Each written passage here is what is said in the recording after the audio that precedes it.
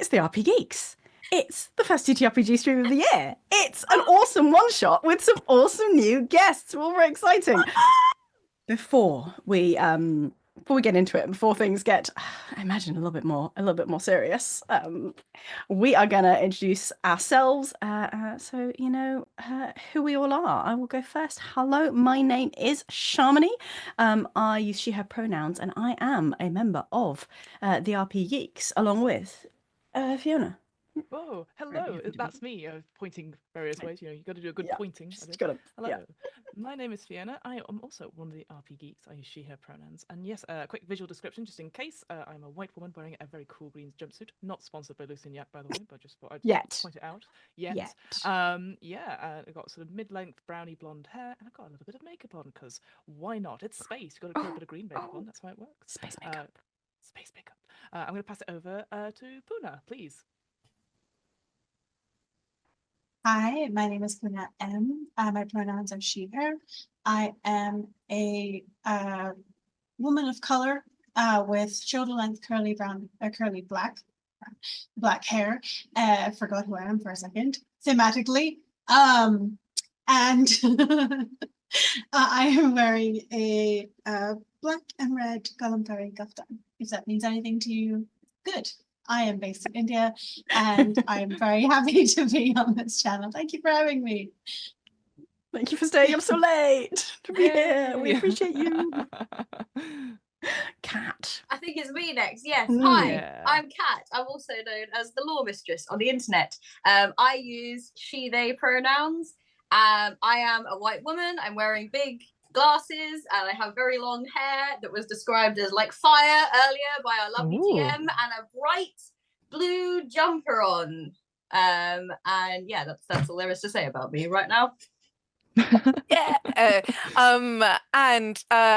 am Ella. I use she, her pronouns. I'm another white woman with glasses. I have dark brown hair. I am wearing octopus dungarees with little hearts because hearts and octopuses go together. And I am very excited for this game. I also have to say that, Kat, the fact that you can introduce yourself as like, I'm known as the law mistress. Yeah, that's true. I say it, and then I cringe every time. Embrace. It's so cool. You need to own it. Also, shout out to Arman for saying Porn is bringing in those late night Indian fans too. We appreciate you for staying up late. Thank you. We love Porno, we love Arman, we love your games. Okay, so hello. I am going to be your GM today. I do bits and pieces of streaming stuff. I'm mostly a game designer and voice director for games and podcasts.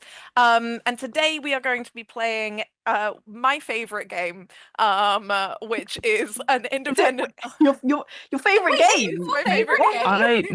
I thought it was like second favorite, maybe third. I wasn't entirely sure. Session 0 for this game. She said it like at least 5 times. I'm not even joking. You know, we're all about kept throwing it in. Like, yeah. This is the first time I'm hearing Ella say Nibiru. It's weird. I'm very subtle about my interests, like many autistic women. Okay, so this is an independent RPG. It's made by Arcana Media. The game is called Nibiru.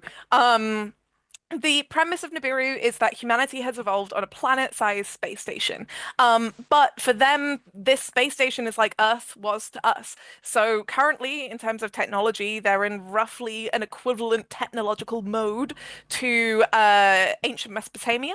They don't understand scientifically what gravity is yet or how to control electricity and things like that. However, they live in a space station where those things are very relevant. And so for them, the mysteries of this space station are as strange to them as like the mysteries of Earth were to us. Why does the sun go up and down? Like, how does the weather change? What do these things mean? And in the way it was important to us throughout history to kind of figure these things out for survival, people in the world of Nibiru are constantly trying to understand the station's secrets, how the electricity works, why gravity suddenly seems to get much heavier or lighter in places, where the oxygen goes sometimes, why does it get so cold, etc. and so forth.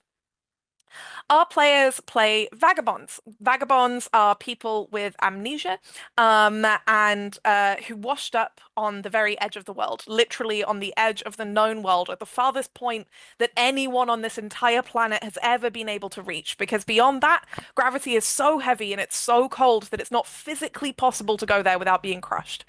So these people washed up from that point in inky black, freezing cold waters in essentially the Nibiru equivalent of the Arctic. And they were helped by some, kind fishermen who sort of brought them to shore and explained to them that occasionally this happens.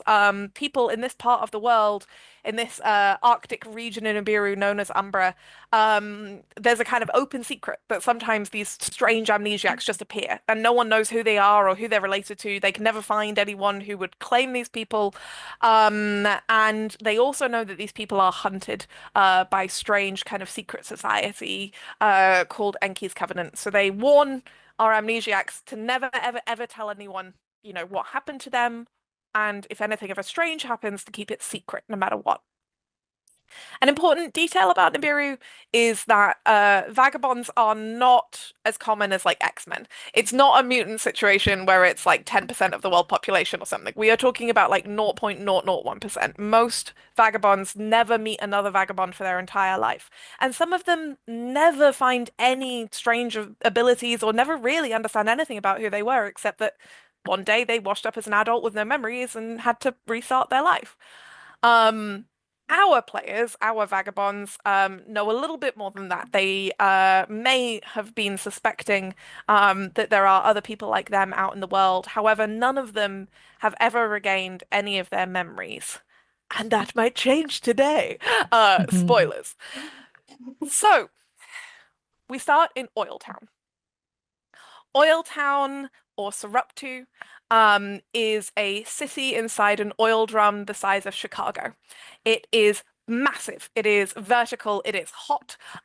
It always smells a little bit of oil because there is a vat of boiling oil underneath the city, which the reason it was built on it is that vat of oil, which again, city-sized oil drum, basically fuels the entire region of this mid-layer of Nibiru known as Penumbra.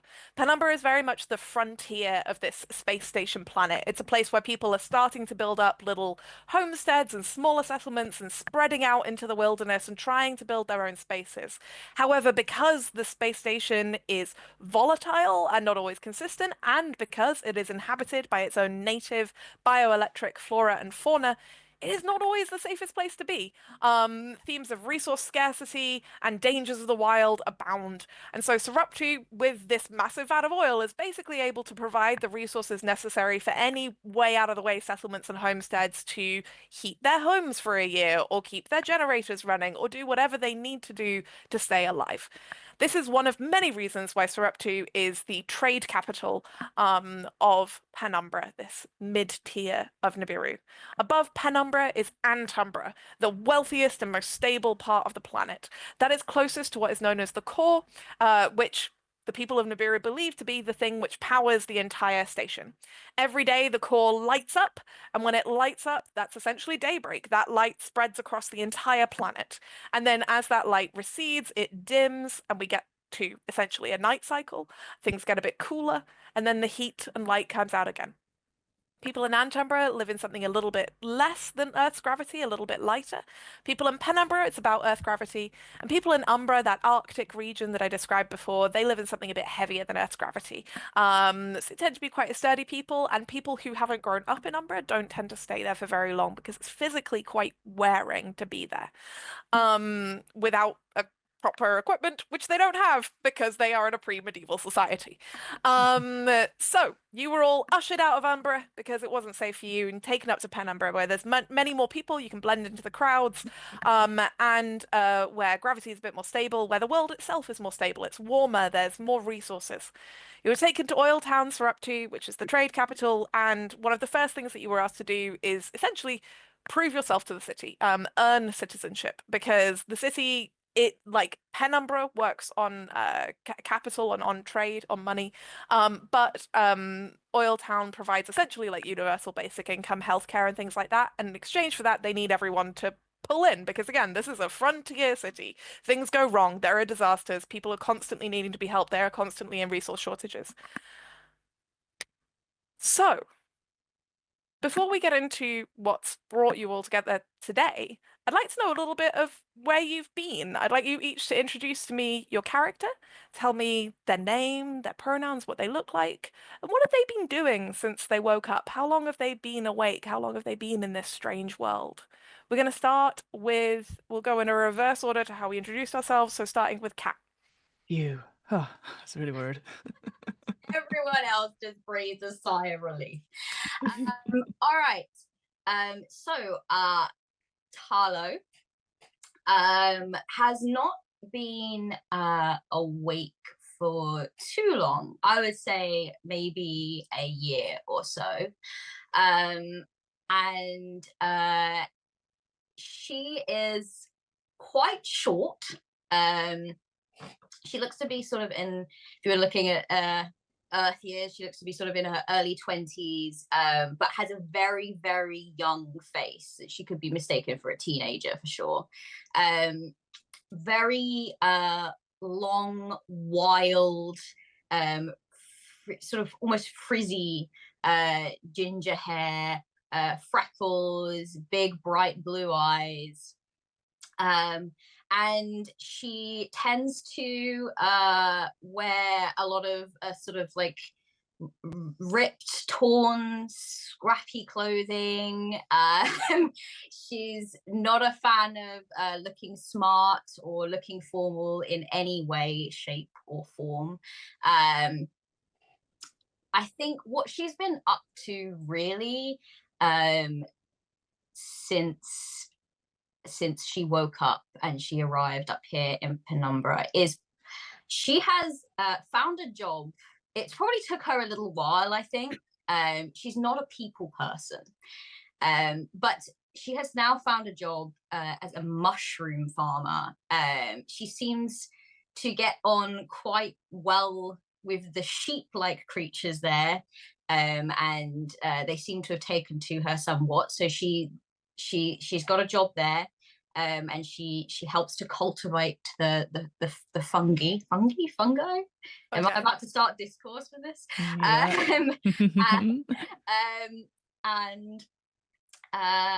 Yeah, I think she's been there, and she's been working there with one of the other players at this table, but I won't go too deeply into that. But I think that she's kind of kept her head down for the most part. She's not really someone who has pushed to engage with the world of people any more than she has to. Makes sense. And she is a vagabond of the wild. She is indeed. That was quite important. I should have mentioned that. She's a vagabond of the wild. Oh, I mean, honestly, less relevant than you would think, because you're all amnesiacs. Yes. So she doesn't yet Well, we really don't know. understand. That though. Yeah, exactly. She has no idea. She just knows she doesn't like people. She might learn something about herself, but yeah, you're all good. All right, next up, Porna. So I am playing Bushi, who is a vagabond from the Dreadlands. She has sort of long, inky black hair that is, why not? Let's go wild. It's straight hair. My God, can you imagine such a thing? To see escapism. So she has, exactly. Oh my God, I'm sorry for asking people to stretch their imagination so far. Anyway, so yeah, and then so she has also been awake for just under a year. She has an eccentric way about her, and so hasn't really been able to find a stable job, but she's been doing like odd jobs like waitressing for different small establishments, especially those that are more active when the light is towards the end of its flare, and is generally more comfortable in the darkness for some reason. Gorgeous. I love it. So you probably mostly have been working in the part of the city known as the crash loops, which I'll explain to you more in a moment. But yeah, you'll be in probably a little more accustomed to a different part of the city than the rest of the group. Fiona. Hello. So I am going to be playing. Yay. I'm going to say this right, because otherwise I keep in my head saying Toyota, and that's not the name at all. Yayo Te, they're called. She, her. I have a quick question, which I might have completely missed in our conversations. Because all the vagabonds, they are sort of human in appearance, right? So they. Yes. Oh, okay, that's fine. So yeah, this again, sort of an older, sort of I'd say mid-40s lady. Dark hair sort of piled on her head as like an afterthought, you know, when you sort of grab your hair and you pull it back and it just kind of stayed there. Whether it's through pins or through like bobbles and scrunchies or something, it's just like on top of her head a little bit. She's wearing like a very old sort of creamy sort of like dress. It's like sort of like a bodice that's slightly ripped in places, but it's not like any issues per se. Like it's sort of like mended as best it can, a bit more patchwork in certain places, maybe a little bit grimy and stuff, as if she's not really thought about where about maybe, get some nicer clothes or mend it. She's just mending the same things over and over again. It's a sort of afterthought. She's not too fussed about the appearance per se. Her skin itself is sort of a little bit more lined, a little bit more sort of like a dark smear over the eyes a little bit. Yoyote is I think where she would work, and again, correct me, GM, if this does not work or anything like that, but I feel like she maybe has some very basic sort of numeracy and writing skills, so it helps people write letters or translate them or anything like that to send messages across long places, or even if they can't find the certain words, that she will sort of find the right words for them. In order to sort of send this sort of a message across, and even if it's just more like I don't want to go into sign language, but maybe some basic sign language. More because Fiona does not know sign language, so I don't wish to reveal that sort of weakness of myself, and also don't wish to do that disservice. But I think she does that sort of thing where she can just get the sort of general meanings of words across, and does it very succinctly as a sort of service, maybe as part of like a postal or messages system. I adore that. Yayoi I know is a vagabond of the machine. Yeah. And I will say with what I know about Yayoi, whether Fiona yourself or Ella am fluent, Yayoi definitely would be completely fluent in sign language and also able to read Perfect. any kind of braille that would be around. So yeah, I think she Amazing, would be yeah. a really great translator, and that would be a really important service. How long has Yayoi been in the world? I think she's been in the world. We've gone for like 1 or 2 years. I'm going to say 15 years. Let's go there. I'm going I to go on the love sort of that. opposite end. Just I like I've love been it when around. people go for a long time. It makes me so happy. I just really like the narrative drama of you've just had to build your life and then everything gets upended because of this. Pretty much. Yeah, exactly. Last but certainly not least, Sharmini. So I'm playing Ale. Ale is sort of mid-30s, quite a plump figure with dark hair, relatively neatly sort of put together. I think they've been here probably again like maybe a year, a little more, and don't immediately give the impression of either someone who's either a people person or like terribly competent. But they found a sort of role through just being quietly quite organized. And although they're often kind of spacey, often sort of like, well, sort of staring off into the distance a lot, they also notice what people need and what people are doing, and sort of start organizing them. And they have ended up working on the same mushroom farm that Talo works at. I think they were there first, having quite sort of quickly come to find that, doing sort of admin around orders that things that need to be ordered in, things that need to be delivered out. And I think they have sort of noticed Talo and sort of gently sort of inserting themselves in a sort of like this person needs things. Like, are they eating enough food? What are they what do they want? They should have some nice things. Are they doing okay? Goodness for you. Honestly. Did you hydrate today? I love that. So this is a map of Saruptu. Normally I am a great fan of Theatre of the Mind, but the art of Nibiru is very beautiful. So it's built with these kind of concentric balconies that come up through the oil drum. And on each tier, there are sort of different quarters of the city, essentially. At the very top, unsurprisingly, is where government is run, the people who are able to literally oversee the rest of the city.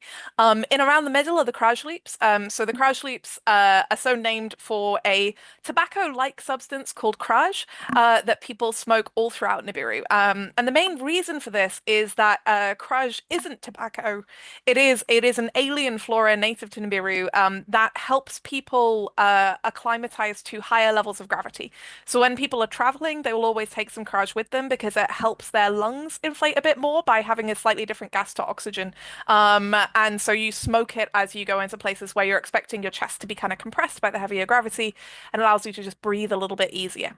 That means that it's also just a very popular recreational substance. It is in abundance. So the Krajleeps, Porno, where Kushi works, are always these kind of smoky kind of bars and clubs and nightclubs and restaurants.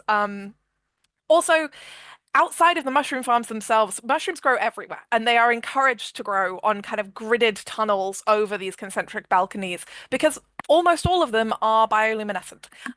So they light up. The most common kind of mushroom that grows in this part of the world is a blue mushroom. So Saruptu has this kind of blue tint to its light wherever you go. Up in Antumbra, the most common is a red mushroom. It's a bit spicier, and it's easier to grow in a warm place, whereas the Penumbraic blue mushrooms grow in the slightly cooler climate. There are other rarer species of mushroom that are much harder to cultivate, and you wouldn't really get in big cities like this. But yeah, you've got these kind of blue glowing mushroom tunnels filled with this kind of oily smoke of the Kraj, which is this kind of sweet, almost kind of smoke. And then you've got the mushroom farms. The mushroom farms, the entrance to them is from the concentric loops, but then Nibiru, you go through tunnels. It's a massive space station, so you can actually go in through tunnels into what we refer to as vaults. Each vault could be anything in size from, like a bungalow to a city-sized vault to something as big as Mount Everest in terms of height and breadth.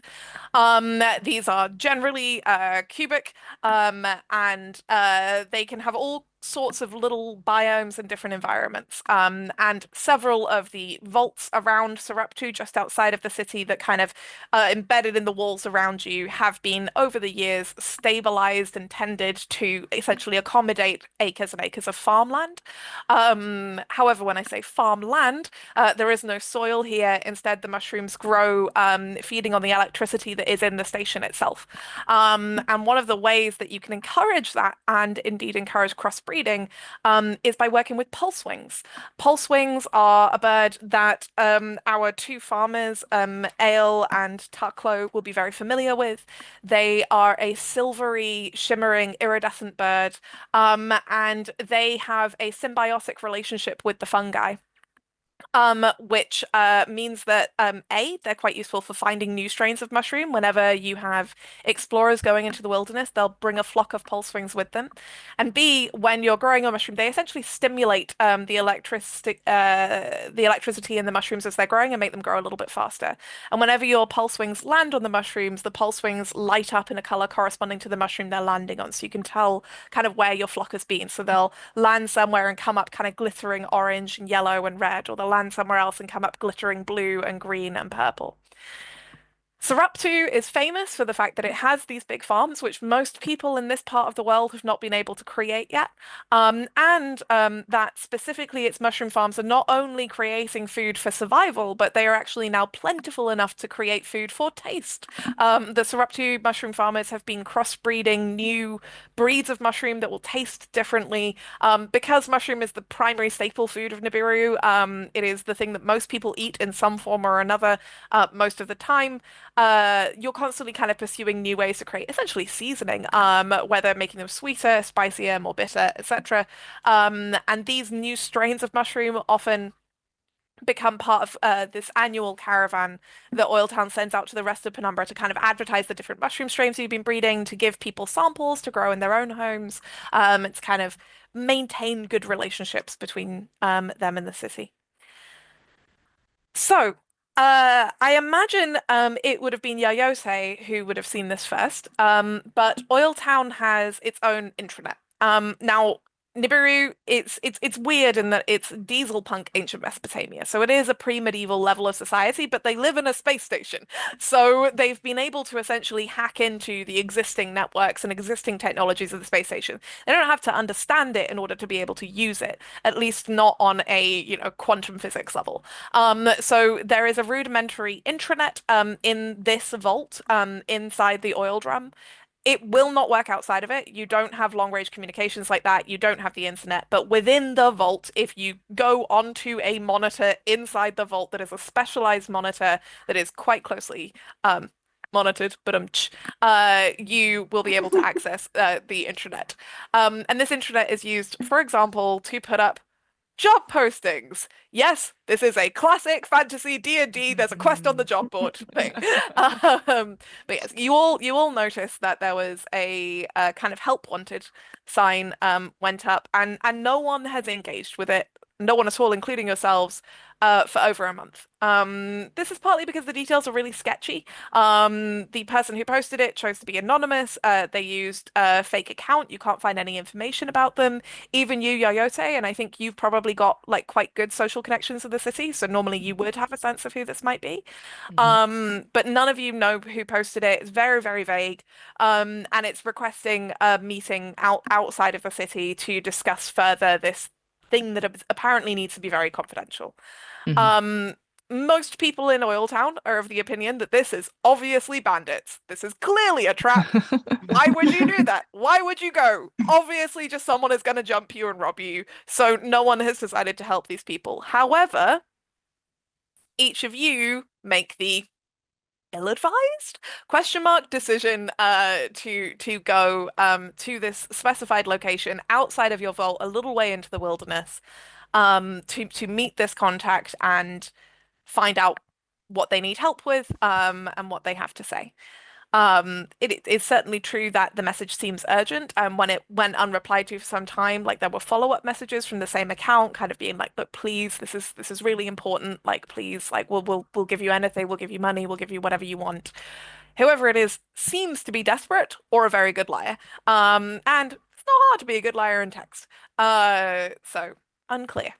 But yeah, each of you decide to go. So what I would like to know in the first instance is why you decided to go. Why did you answer this job posting that was obviously a trap?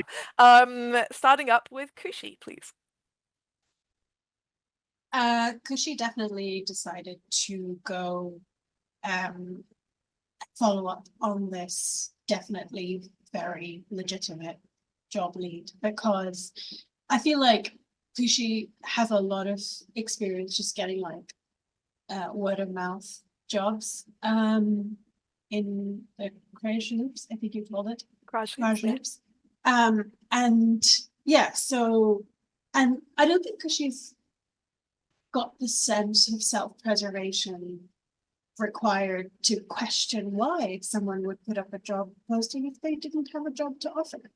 Just silly, really, to do that. Just pure naivety is why you answered this call.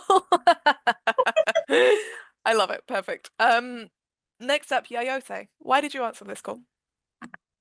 So I feel like it's, as you said, Yayose uses the intranet a lot, and probably saw that job posting for a little bit, maybe commented on it like to other sort of colleagues, but just always had it up there in the background.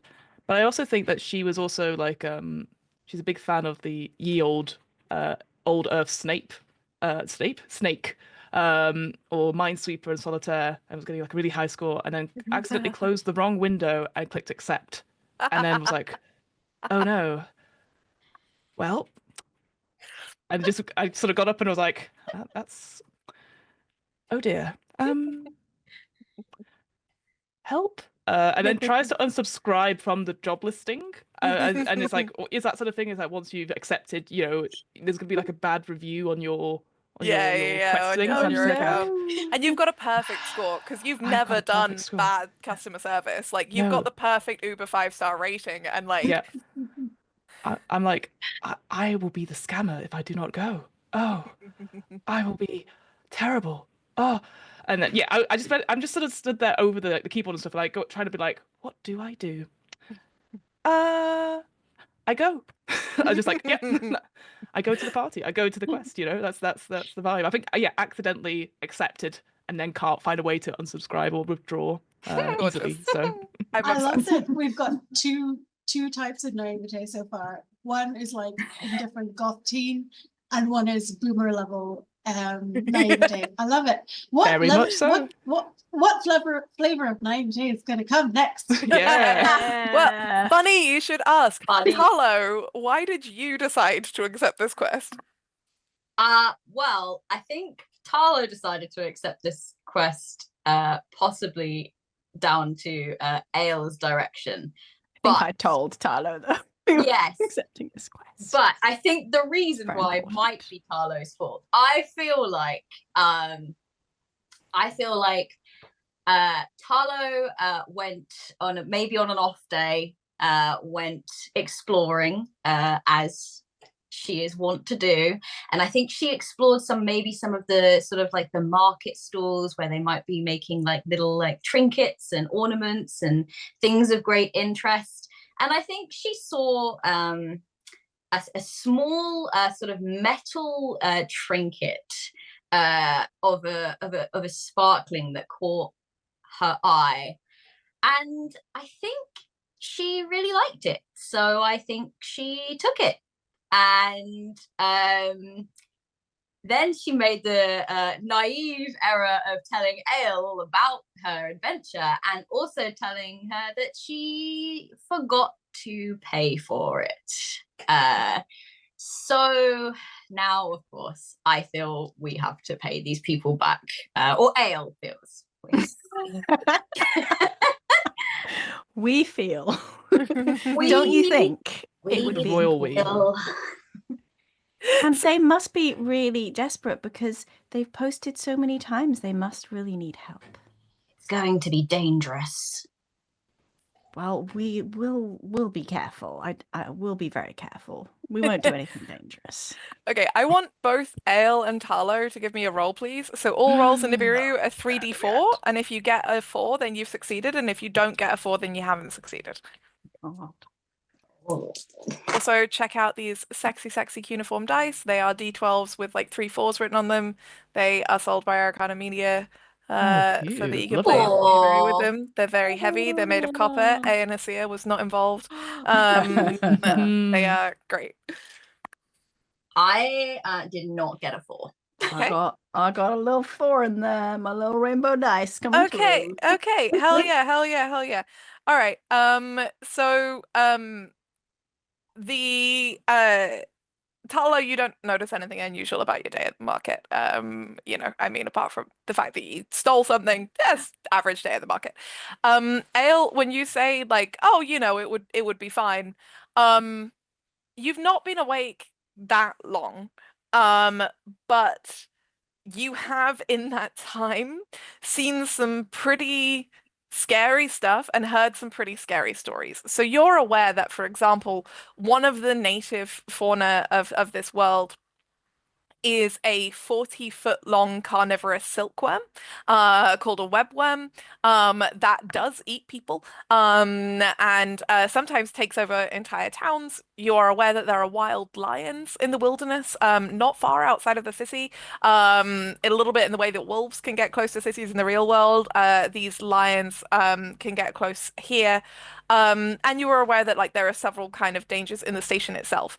You don't know how you know, but you believe quite firmly in a sort of instinctive way and in a way that like in the back of your mind you just understand this, but you don't really question why you understand this, that the station is broken. There are a lot of people in the world of Nibiru who have a lot of different beliefs about the world. So there's the cult of the shepherd, who believe that the robots that come out of the wilderness, the AI, that one of them like guided the people of Nibiru as the chosen people to the core, and that the people of Nibiru were supposed to be here. There's another religion which worships the kind of electricity in Nibiru and the world itself, and they think that there was kind of an original sin thing going on, that the reason that plants and animals can eat electricity but humans are harmed by it is because humans did something early on to like offend or upset Nibiru. And there are still like more sort of marginalized religions, like the Bertha religion. They essentially believe in symbiosis between robots and humans, and between the station and humans, in particular as manifested by the way the relationship they have with their Bertha robots, which are robots that they build themselves out of materials they find in Nibiru, and use as both a traveling home and also as a synthetic womb to birth their children, hence the name of the religion. So there are lots of different kind of spiritual beliefs in Nibiru, and everyone has their own idea of like why the world is the way it is. But you just understand instinctively this is not a world, this is a machine, and the machine is broken. And a machine this big and this powerful and this sophisticated that is broken is very, very, very, very dangerous. I would say, if you've ever kind of brought this up in conversation with anyone, you would know that this would be quite an offensive thing to say. It's sort of like being a real kind of Richard Dawkins level atheist because no one has this information. So you'd be asserting a claim that has no proof and that is quite like offensive to a lot of the more spiritual people in your city. But you understand it to be true nonetheless. Okay, all of you decide to take this job. And when you decide to take this job, one of the first things you have to do is hitch a ride on a barge from the Taurus. What this means is the Taurus is a tunnel, the diameter of the Mediterranean Ocean, that goes around the entire equator of the world. And through the Taurus is pumped all of the air that circulates throughout the entire planet of Nibiru. That means that the air is so powerful when it's going through this central point that you can actually fly ships on it.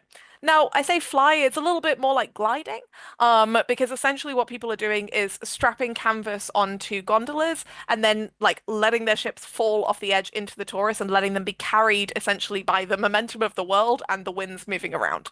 It is a smooth ride for people used to it and not for people who aren't. Again, shout out to cool art in the Nibiru manual. But now we'll go through the mind. So each of you gets up to this jetty that is about 100 foot above the floor of this massive opening in the side of the oil drum. This opening is as tall as the Empire State Building. It's really, really huge. You can't see it from the ground. If you tilt your head back, it's hard to see the top of it. And it's this huge circular opening, and through it you can hear the wind howling against the steel of Nibiru itself, this kind of like wailing, moaning gale that normally you can't hear because the sounds of Saruptu itself are so loud, but when you get to the edge of the city here, you can really, really hear it. It picks up. You can see far above you, like a flock of birds, essentially a queue of barges waiting to come into Saruptu, because this is the other reason that Oil Town is the capital of the region. It's the trade capital, because all of the people who are flying cargo, information, passengers on the barges are coming through here. This is where people dock before making the long journey all the way around the world back up to Antumbra. Antumbra down to here, it's maybe a day's journey. All the way from here back up to Antumbra, you're looking like a couple of weeks. It's huge. You're essentially sailing on the air around the world. Luckily for you all, you're not going that far. And frankly, none of you have the money to go that far. You are just going one stop. And like lots of people who live in Oil Town, you are kind of using this barge like almost like a ferry to get access to a safer road into the wilderness of Nibiru. So as you get on board the barge, there's like couple of other civilians. You see a dad with his kids. He's got these three kids, look like triplets. They are very loud. He is constantly trying to like catch them and pull them back from the edge because the boat doesn't really have like safety railings. And so it's a little bit of a like him just like shuffling them below deck, and then we'll be like, but we want to be there when it launches, and him being like, nope, nope, nope, that's not gonna happen. As you all come together, Yoyote and Kushi, please could you give me a roll, 3d4, and tell me if you succeed if you get a 4. Get a 4. Okay. All right. Well, I get two fours. So I got 1 4. nice. Amazing. So yeah, like I'm gonna say, both of you, I'm going to say what both of you notice is that there is this short woman with frizzy ginger hair, kind of coming on board, not looking super interested in the people around her, and that she is being followed by several stray sparklings. So sparklings are somewhere between the size of a fox and a cat. They have light blue skin, and kind of these almost like fins, and they glitter with bioluminescence, these little kind of golden freckled spots. They act a lot like cats, which is a word that Ale knows and no one else does. And they kind of purr, they rub up against people's legs and stuff. They're generally very friendly. And there are lots of stray cats in Oil Town, lots of stray sparklings in Oil Town. But they normally keep a distance in the way that stray cats would keep a distance from someone, and they take a minute to warm up to them. And unusually, to the point that both of you notice it, this young woman is just being followed by like at least 3, possibly more. They're kind of like hopping down and getting like sneaking into the barge and just generally like keeping a perimeter around her. And then I'll say on your 2 successes, Yayose, you also notice this kind of very like distant sort of person, who they've got this like far away look in their eye. They do seem to be with the young woman, but they like just sort of seem to be like taking everything in. They're not like quite as switched on and alert as most people in Nibiru are, especially in a place like this when you're about to go on a journey like this. Lots of people are kind of nervous about the tourists and going on one of these barges. Lots of people get a bit nervous. And when you kind of notice this person, Ale, Yayose, you just have this like pull at the back of your head, and you blink, and for a second you're like 12 foot tall, and you're looking at a place that isn't here, but you know it so intimately. And then you blink and it disappears, and you can't bring it back into your head. It's like a word that's fallen off the top of your tongue. But yeah, you all get onto the boat.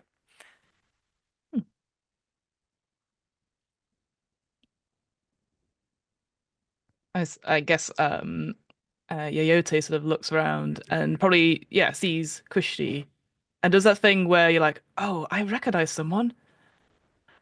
I should go say hello. I shouldn't just, yes. I go over and I go, Kushi!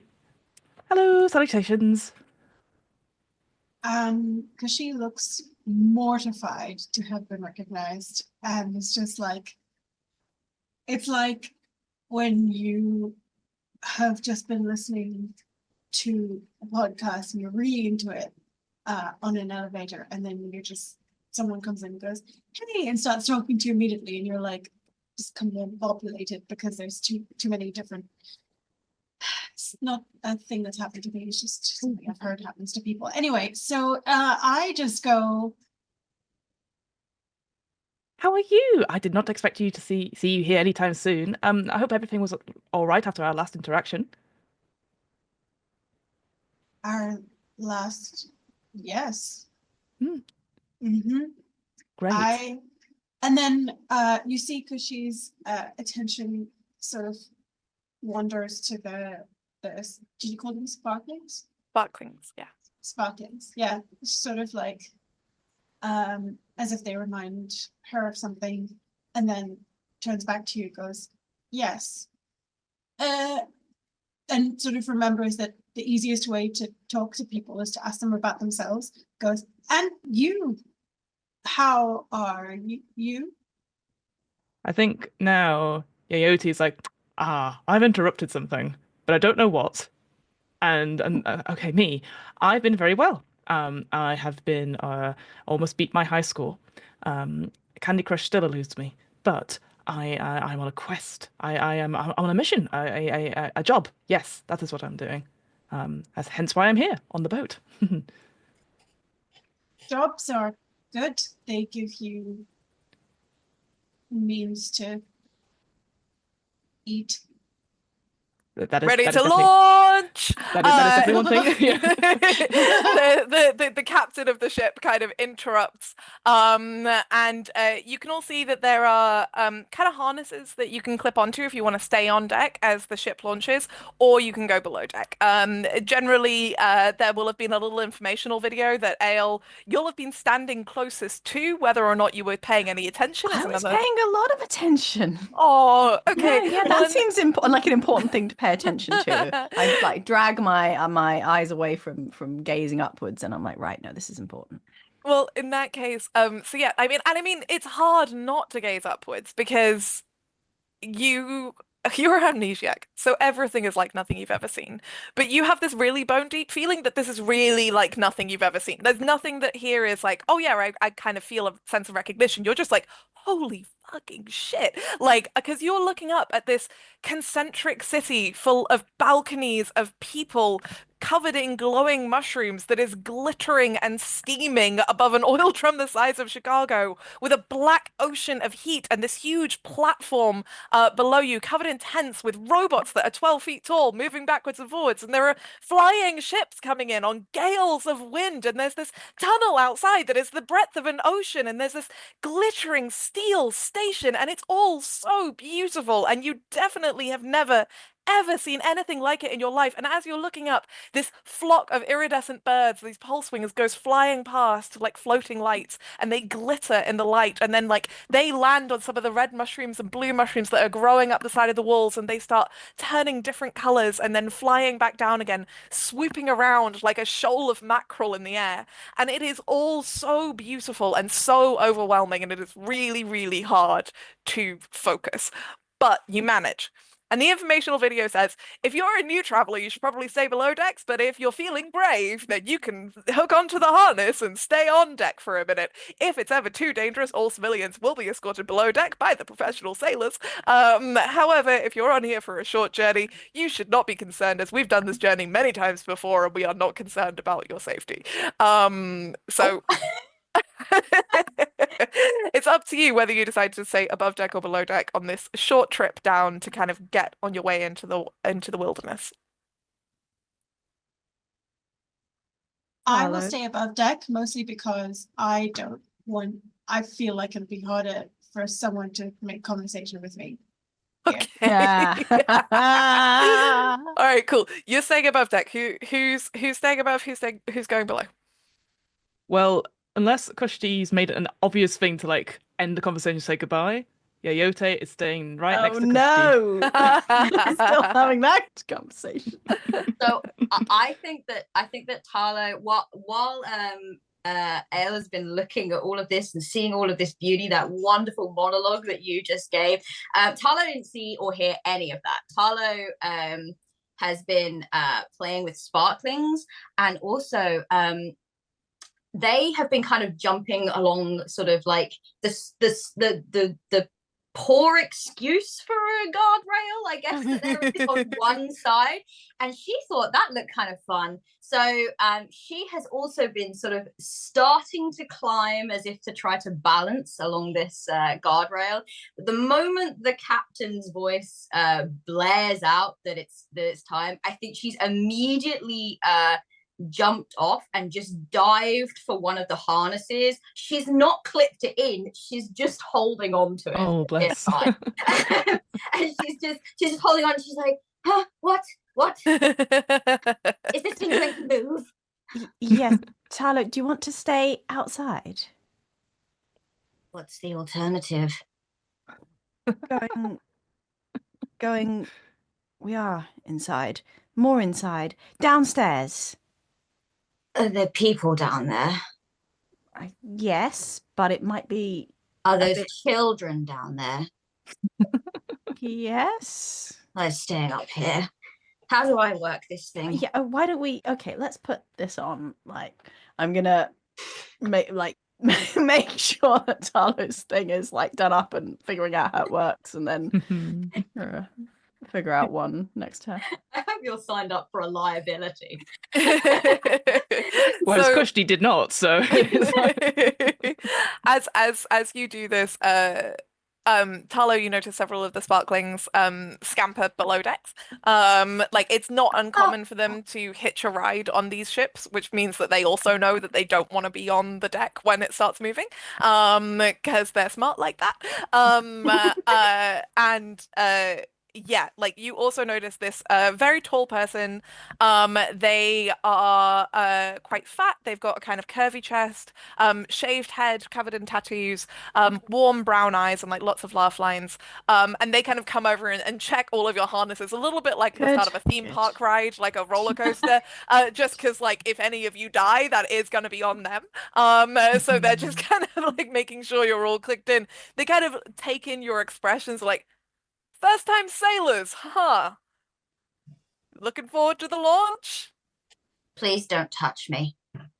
I am only touching the harness, I apologize. Okay.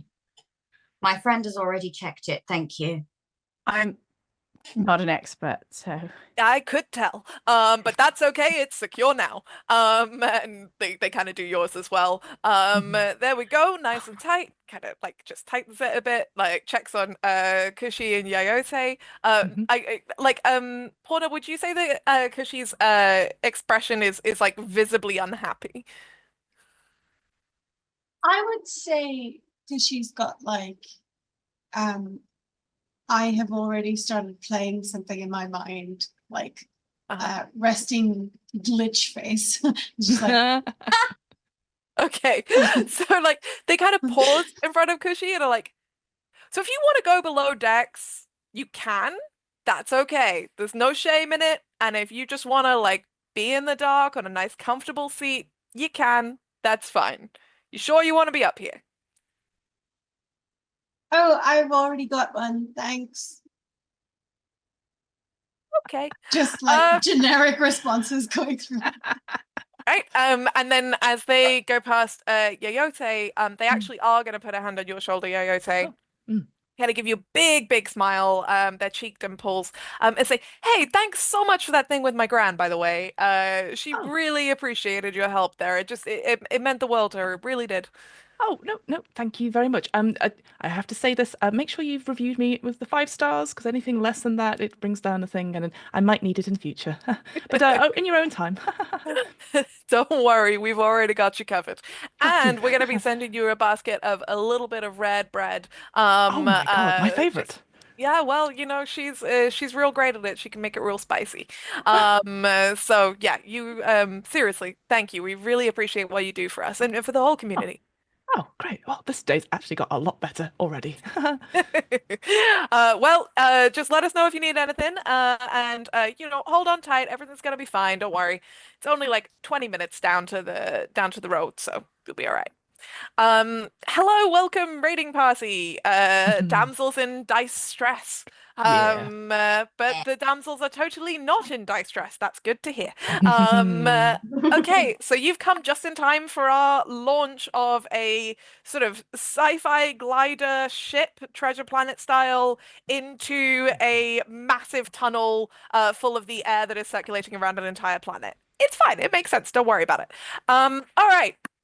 So, this person, the sailor, kind of shouts to the captain and is like, "All right, ready to launch.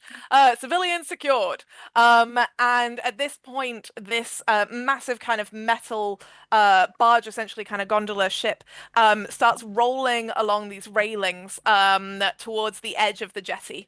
And it's picking up speed, and it's picking up speed, and it's picking up speed, and then finally it launches. And as it launches, there's this moment where all of you, like, your stomachs lift as it just drops. And the sails kind of fill, and then they reach capacity and catch the air, and you're gliding, and you are gliding into the tunnel, and you go through that massive open window, that huge circle, the height of the Empire State Building, and into the Taurus itself. And as you get into the Taurus, your hair and your clothes start pulling up with this freezing cold wind that is being circulated around the entire planet. You can smell all sorts of strange things, not just the smell of hot oil and metal, but also like more animal and wilder smells. In particular, Talo, you really notice like all sorts of suddenly really interesting spices and sweetnesses and things you don't recognize. And you can see on the walls all around you just this incredible, I think Yayose in particular, this just massive structure. Like, what if the Tower of Babel was real and it went through the core of the planet? And it is just this huge, like, a thing covered in panels and circuits and pipes and electricity and grids and it's just sort of labyrinthine and almost maddening, but also so beautiful. And the captain yells again, "Going down!" And then the boat starts to tip, and suddenly you are going vertically down through the tunnel. I would like you all to roll me 3d4 and tell me if you get a 4. Just flashbacks to Oblivion at Alton Towers now. That's all I can feel. You know what? Actually, yeah. 1 4 to me. I got 1 4. I got nothing. No successes on me. Okay, so Ale and Yayose, you are deeply affected by this and not in a fun way. Typically, the way we would say this is that you might throw up or scream. I'm going to let you decide how your characters react, but they don't love it. They don't love it. They really don't love it. With Puna's permission, I've actually grabbed Puna's hand, Kushi's hand, and I'm just squeezing it, and I'm going like, yeah, proper at the top of my lungs. It was like almost like a joyous thing, and then it's gone down. Yeah, I've not left their side, so I'm their problem now. No. And I would just like to point out that someone screaming and grabbing my hand is probably going to evoke a memory. Just putting it out there in case that's something. But if not, I can just look terrified and hold. Yeah, like I think that there is just a moment where as you blink and as this happens, like honestly for you and for Talo, this is a good experience. Like it's fun because like the period of time that you're vertical is very short because you're falling really fast. And you're being pushed by this wind. So it's not just falling, it's assisted falling. And then you get back up to horizontal again. So it's exhilarating, it's adrenaline inducing in a fun and exciting way. But then Yayose grabs your hand and is screaming, and just you blink, and for a second there's just this lurch, and you just fall backwards into darkness, and you just feel this like heart-pounding terror and grief and rage, and then you blink and you're fine again, and everything's fine, except that something just rips at the inside of your chest, and that something is not figurative. It is like you literally feel like your organs are attacking you. And when you kind of like breathe, you taste a bit of blood on your lips. Meanwhile, Talo is having a great time. Talo's just having such a great time. Talo is fully on the best roller coaster of her life. Ale is having the worst time. Ale has learned that they don't love roller coasters. This adventure, Ale, this was the greatest idea that you ever had. Honestly, truly. Thank you for pulling me into this. Elle cannot talk right now. So you pull in horizontally and you land at this like much less sophisticated looking jetty inside an entryway that isn't as smooth and geometric as most of the other entryways you see to tunnels in Nibiru. This one has clearly been kind of hewn out, whether it's by breaking metal or whether it's by people, but it's just got a much less uniform edge to it. And it opens into this tunnel that is quite richly appointed with various fungi. You can also see a couple of sheep wandering around through here, and the metal panels of the floor have come up to reveal kind of rubber covered wiring of some kind, but it means that the ground is softer. And everyone who's kind of getting off at this stop, which is all of you, called to get off. The person who greeted you before, Yayose, kind of pats your shoulder, offers you kind of a tablet of some kind, like it's a tiny little white pill, and if you take it, you will find it's essentially like a seasickness thing. It helps kind of settle you, and they squeeze your shoulder, and they're like, "Don't worry, it happens to everyone." And they kind of offer the same thing to you, Ale, as one of their passengers, kind of help you get down from your harness with your eyes shut. Okay, all right, okay, breathe and breathe. We can't go back this way, can we? We have to go back a different way. Well, you will have to go back a different way unless you Yeah. want to travel for 3 weeks with us all the way back up It's to one Andover and way. round again. It is a one-way We'll go system. back a different way. I think that's probably for the best. I think that's quite good. What? You mean we can't do that again? Well, I mean, Never. Never. okay, I'm not going to get in the middle of this because this seems domestic. Thanks very much for traveling with us. And they kind of like wander off and kind of allow you to disembark. No one else is disembarking at this time. Essentially, what's out here are the Nibiru equivalent of fields outside the city. There's not a lot to see out here. Most people are going to be traveling further onwards to some of the settlements that are further away and harder to reach, or indeed all the way up to Antumbra, like traders and merchants and things. So you get into this tunnel, and you don't actually have to travel all that far to get to the appointed meeting place. It's just off to the side of the main tunnel. You can hear water, and you can see above you essentially a broken pipe, and water kind of flowing out of it like a waterfall into like a large pool. Where the pool is, like lots of mushrooms again have grown. There's a few wild animals, a couple of wild sparklings. The sparklings that hitched a ride on the boat have come with you. And there's a few wild pulse wings, and various mushrooms kind of growing up over the vault. Again, stuff here is very lush. It's quite a warm temperature. Sarepta itself is warm because of the oil. But here we're looking at like equivalent to like an Earth summer. So things in this vault seem very stable. Oxygen is good, gravity is good. You're feeling pretty safe. You're not far away from civilization here. Do any of you want to say or do anything before you kind of reach the appointed time and place to meet your contacts? For example, you might notice that you were all the people who have arrived at the time and place to meet these contacts, and there's no one else here. I think Talo is gonna lean into Ale and gonna go, Ale, have you noticed that these people seem to be following us? Talo, I'd like you to roll me 3d4, please. This is the bit where you say, I haven't noticed that these people are following me. I have 1-4. Okay, so Yayose and Kushi don't hear you say this. There's no one else around. I wouldn't have minded if they had. Yeah, I think Ale sort of comes back from gazing around, like looks around. It's like very notable. Oh yes. Oh, looking at Yoyote. You help people? The captain said you help people. Yes, hello. I am Yayote. I am a translator of such, but I'm on a quest right now, a job that I chose to be on. Yes. Ale, roll me 3d4, please. Oh no. My 5-star rating might be in jeopardy. Was that a failure? Doubt. Oh yeah, Yoyose's definitely wanted to be here on purpose, for sure. Yes. 1000%, clearly. No reason to doubt that. Yep.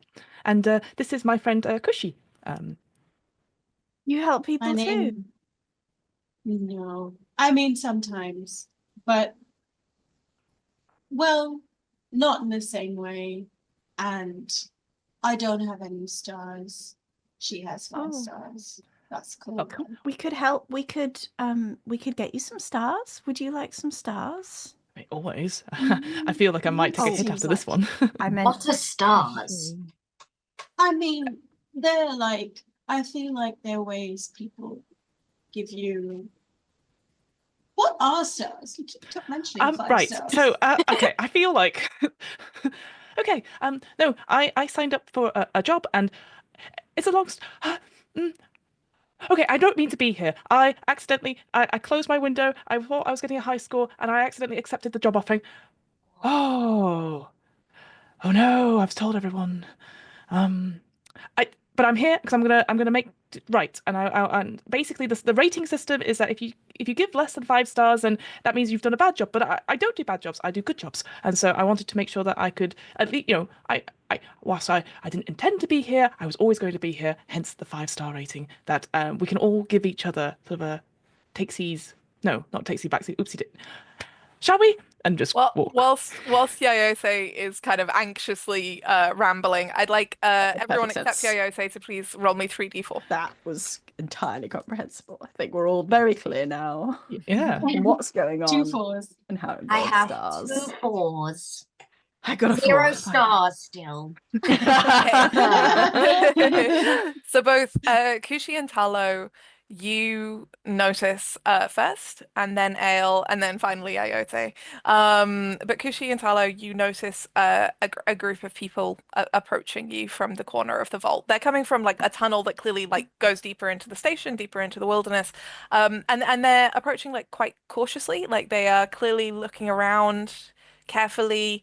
2 of them are armed with death spitters, which are essentially diesel punk crossbows, big clunky crossbows, the closest that Nibiru has to like sort of guns basically.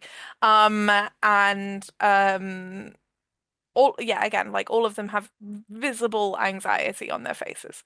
One of them My is people. One of them is a very tall woman with dark brown skin and long braids that go all the way down to her waist. She's about like 6 foot tall. She's real tall. One of them is this very handsome man with this kind of like very well-groomed kind of black beard, thick black hair, kind of light brown skin. And one of them is this very kind of curvy man with a big kind of like round, soft face, and kind of curly hair. With a couple of tattoos. It seems a little bit more worldly than the other two.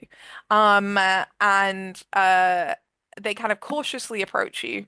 And it's the kind of curvier guy who sort of speaks first. You answer, you looking for, well, shit, I've already foiled it, haven't I? You answer the job posting? Yes, that's yes. You needed some help. Maybe. Who wants to know? They do. These people here. Us? And they kind They of look just around at asked. this empty vault that is like the size of a field where there's Yeah, no one no else one around. else. And it's like, us, we would like, yeah, okay, cool. So, hi. Thank you. Really, thank you so much. We're birthers. He says that kind of expecting it to land with a level of significance. And I will say for 3 of you, not even going to roll, doesn't mean anything to you. Yayose, give me a roll, please. Oh, okay. 1 success. Okay. So he says the word in a way like he's expecting you to say something bad, like he's bracing himself for negativity. What you know, Yayose, is that birthers are a persecuted and actually illegal religion. Certainly illegal in Oiltown, certainly illegal in Antumbra, not always illegal in Umbra, in the kind of most extreme part of the world. But essentially they are people who live symbiotically with robots. They respect them, and specifically they build birther robots to not only house themselves but also to grow children.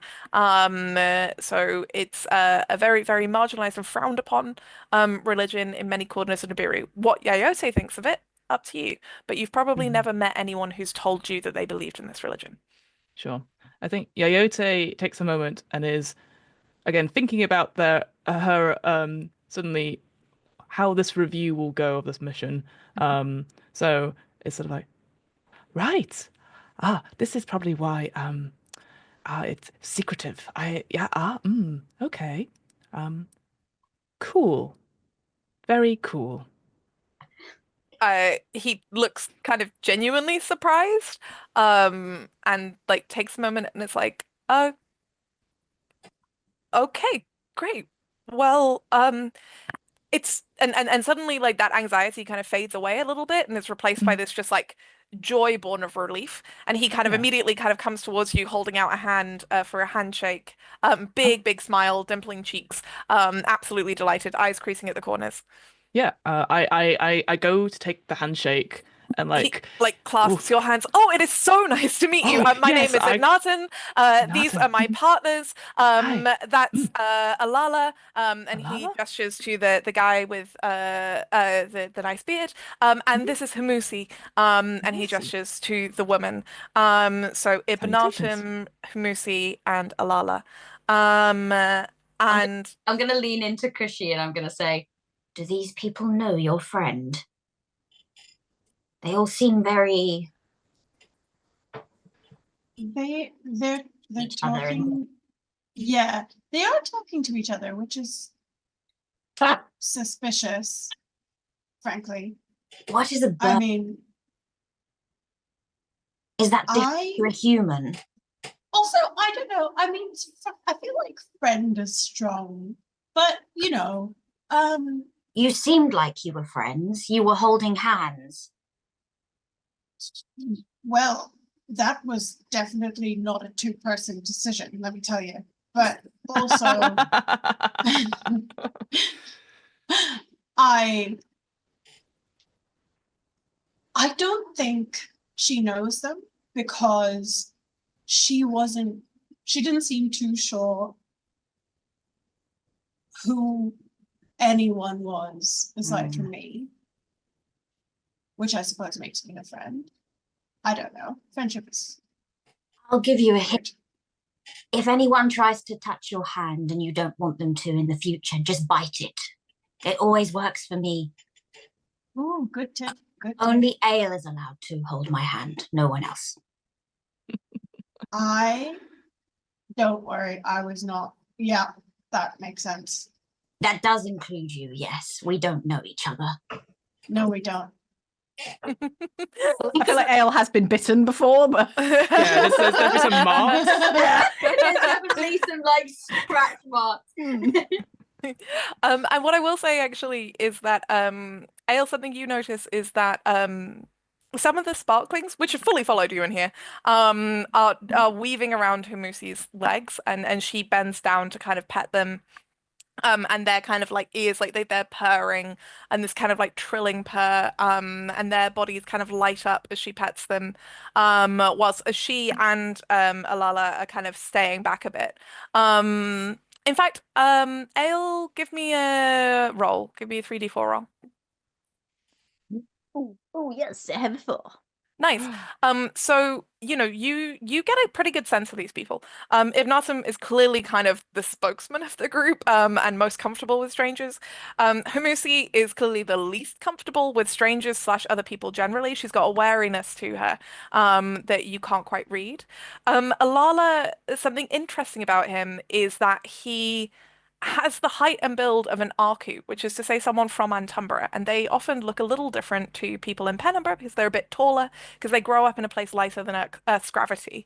There's also a way he holds himself and dresses that is like quite neat and manicured and thought out. Like he seems like someone who at one point or another was of political importance, but has chosen to be out here in the wilderness with these people who are clearly from Penumbra. And like that just strikes you as socially and culturally interesting. But you know, Ibn Asim kind of finishes greeting you and says, so the good news is that it's not far. We've actually found schematics to build our own bertha. We just need your help getting there. It's in a vault, we think about 4 miles, maybe 5 miles down. So there's going to be a bit of a climb as far as we can tell. I've tried to map out the area. Humusi has some good equipment, and Humusi just kind of nods. She's again not really talking to you. And yeah, if you can just help us get the schematics and get out safely, we will disappear. You'll never have to hear from us again. You never have to tell anyone you helped us. I've got a burner account, so I can leave you a good review. Oh my God. Yeah. Yeah, I've not let go of this person's hand. I keep shaking it until they say that. No, okay, great. I think at some point he does that thing where he squeezes your hand a bit tighter and then lets go. Yeah. And like and kind of backs off. And that is where we're gonna take our break because I believe we have some science to learn about. Well, we have our very first lore drop segment, and I'm gonna drop some lore, and because it's Nibiru and because it's me, it's gonna be science lore. And I mean, you can tell already how much cool science there is, just like sprinkled through the world, sprinkled through the book. But because Ella did tell me about the particular story that we were going to do, Ella, do you want to explain a bit more about the birthers? Yes. So the Berthas are robots in the world of Nibiru that can function as essentially like a little emergency shack on stilts. So they typically are equipped with 3 to 4 pods. And these are a little bit like how you might imagine like cryostasis pods. People can be put inside them. They can they can be stabilized or put into stasis if they've got serious injuries. And then in the central pod, it can there's a kind of upper level, which is like a little eating area. It's about the size of a large tent, like a 4-person tent. And then the lower area is an artificial vat in which you can grow human embryos. And you can do so by combining the genetic material of the people in the kind of emergency pods of those like 3 to 4 pods. So it allows for either same gender parent children or multiple different parent children, so like 3 parent children or 4 parent children in the world of Nibiru. Which is yeah, it's kind of interesting because the sort of there is a lot of importance attached to having your own genetic children. So this idea that if you're in a like 3-person relationship, you would want, could you create a baby? That's not cute. Don't show that picture. I'm like, oh no. I love that picture. It looks like the little robot dogs with the weird legs. Well, now that you said that, like, yeah. oh no. No, look closer. They decorate them because they are also given cultural significance because it's Yeah, a thing that's that's really like cool. cool for your kids. That's really cool. But so yeah, the question that I was sort of interested in is, would it be possible to create an embryo with DNA from 3 different people? And I know none of you are at all sciencey, but I thought I'd throw it out there to you if you've got any ideas for like how you might do that, or what kind of things we might be talking about. Well, so my immediate thought is like, when they do stuff like they make glow in the dark rats and stuff, there is a whole thing where people have been introducing like little bits of DNA from like third parent or like different sources to babies, I think. Yeah, so like GM, basically gene editing. And yeah, I think that's the way you do it. But the current gene editing techniques are really like specific. Like you get one gene and you're like, here is the glow in the dark gene. I will just stick that in there.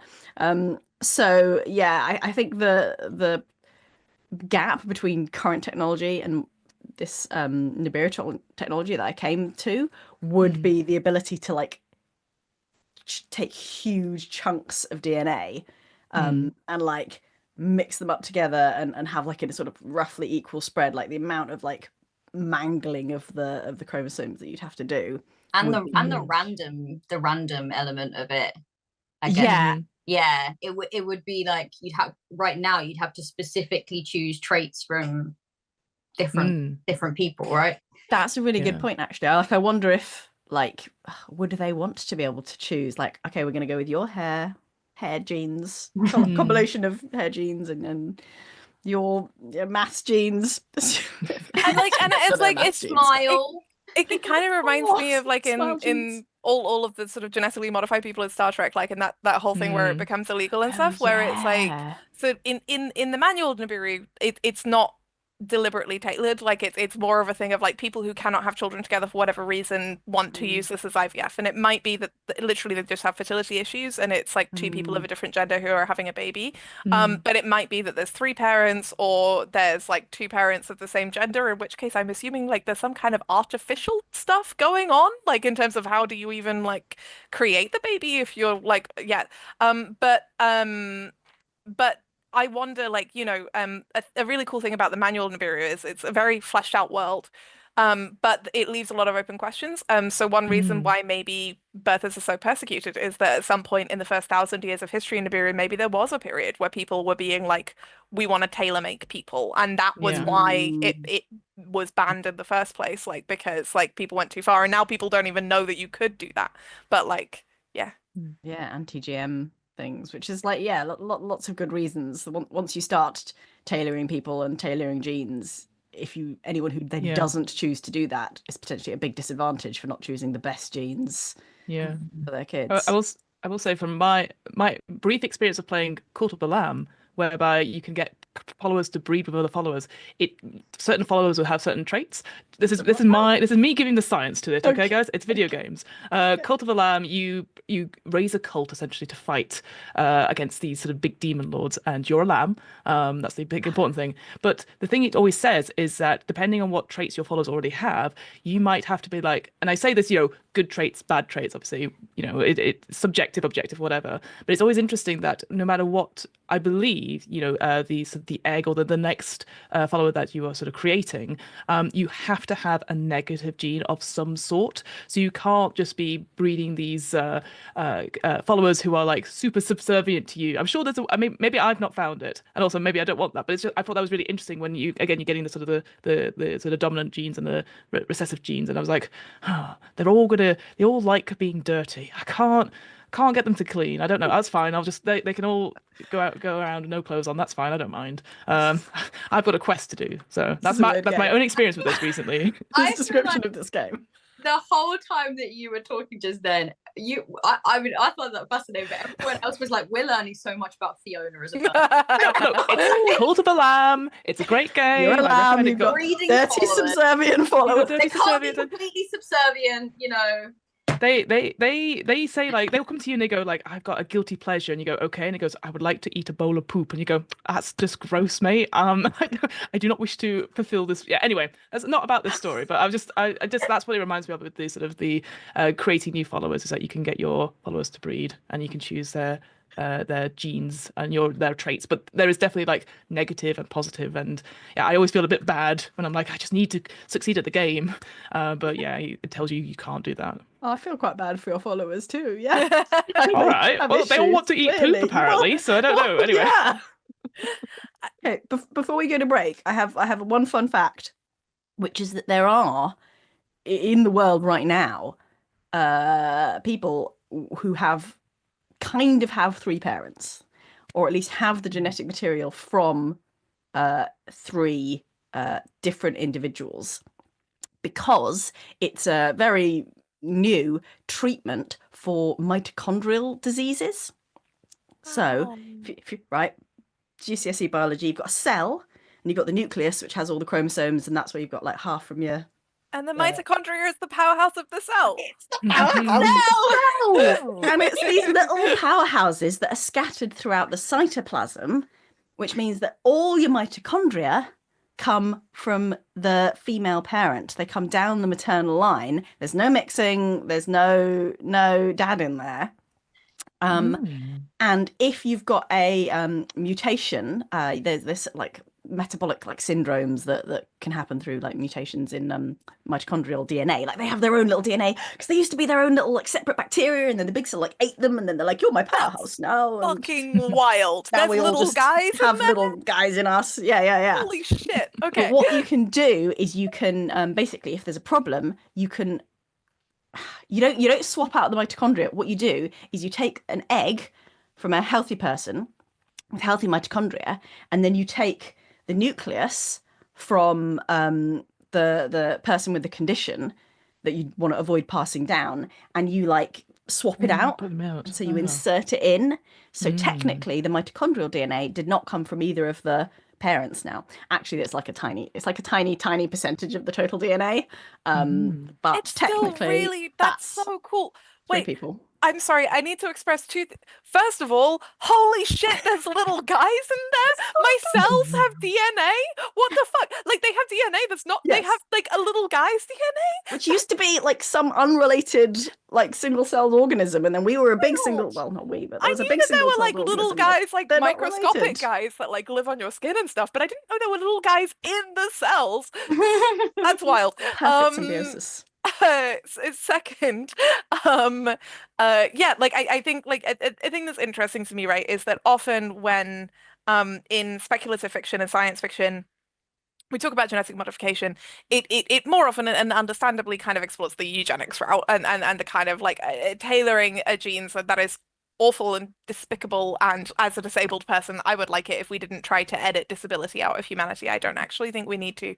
But I also think that on the other side, as a queer person and as a polyamorous person, I do really relate to the desire to be like, I want to see my partner's face in my baby. Like, I think like when I've spoken to people who are either who are attracted to people of different genders, and they're also people who want kids. Often when they talk about their desire for having kids, it's like I want to have this person's kids. I want to have this person's kids, and I want to see the person that we would make together. And like that's a big part of that urge. And I've definitely had that feeling as a queer woman where I've like really been struck by like a sense of grief of like having really loved another woman and being like, and I'm never going to be able to have our kid because that's just not possible. In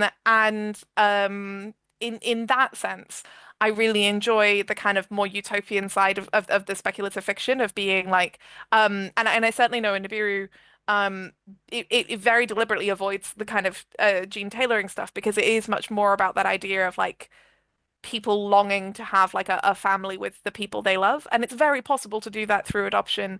And adoption is a beautiful thing. And honestly, we need to adopt more kids. I also do understand and relate to like the emotional kind of animal instinct of just being like, see person I like, want to have that baby. That is just a very kind of simple thing. And also it's just so cool that you can like edit it. Sorry, science is great. Yes. Science. That was our science law drop. First law drop of 2025. There will be plenty more where that came from. Hello! Welcome back to the stream of Nibiru on the RPGeeks channel. Wild fact, this is the first stream of the year and we just learned some really cool science about the little guys in our cells. So if you want to watch it back, there's little guys in there, then you can. We also learned a lot of really interesting facts about Fiona's gaming habits and the way that she approaches games. So for all that and more, check out the rewatch. But for now, in the break, I gave my players some resources. So another mechanic in Nibiru is that they have two kinds of resources, mainly memory points and influence points. Memory points you can spend to choose at any moment to give your character a memory. Memories are how characters get skills in Nibiru. If you critically succeed or critically fail, you get a good memory or a bad memory that gives you a bonus or a penalty to doing the relevant activity. But you can also at any point choose to spend memory points to create a memory. When you do so, you automatically succeed at whatever you're trying to do. You narrate your memory, and then you gain a permanent bonus in the relevant skill. The influence points work a bit like luck in other games, so they'll allow you to re-roll dice. They also can be spent to create a small environmental detail, which in this big old space station can be really important. Like there's a rope hanging down, or there's a bit of metal that I'm able to bring across. Now I say small environmental detail. You can't say I was in a tunnel and now I'm not, but you can say there's something here. Okay, so where we left our players was that they'd just been met by a trio of people, Ibnatum, Humusi, and Alala, three people who are worshippers of the persecuted Bertha religion. They are trying to build a Bertha robot in order to create a family together. And unfortunately for them, their religion is illegal, so they've had to be like pretty vague in their requests for help, and they've had to meet people outside the city. But happily for them, schematics to making a Bertha are not far away. And they're pretty sure once they've got the schematics, they'll be good to go. They can go find the resources themselves to actually build the machine. They just need the players' help in getting down to where the schematics are. So having explained that to you all, they take you, it's about a sort of 20-25 minute walk through this smaller tunnel. They entered through into your vault. As you get into that smaller tunnel, there's a period where you're kind of squished in, your arms are kind of brushing against the cold metal of the walls. Any of you who are taller are having to stoop a little bit as the roof above you is pretty low. This is clearly not really a tunnel that was built for humans to walk through. And you're kind of like walking along, just like a little bit squished. It's quite dark in here as well, so you're mostly kind of like seeing the people in front of you. And eventually you can kind of hear this strange metal echoing, and you come out on a very relatively narrow kind of vertical tunnel. This tunnel, this big cylinder, going up, it looks like it goes miles. It goes into darkness. And when you look up, that darkness is so black and so deep, it's as if like the light is being sucked into it. Like there's just nothing there. And looking down, you can see like various kind of like little struts, little cables and things strung across this tunnel, like a tunnel full of web almost, but made out of metal and rubber and wires. The tunnel itself is maybe 7 feet in diameter, certainly enough to get a person down, but not very wide, and quite cold. And there seems to be like kind of a soft breeze drifting through here, so there must be like some kind of air circulating. You can't feel yourselves being concerned about air at all. It seems like the oxygen levels here are good.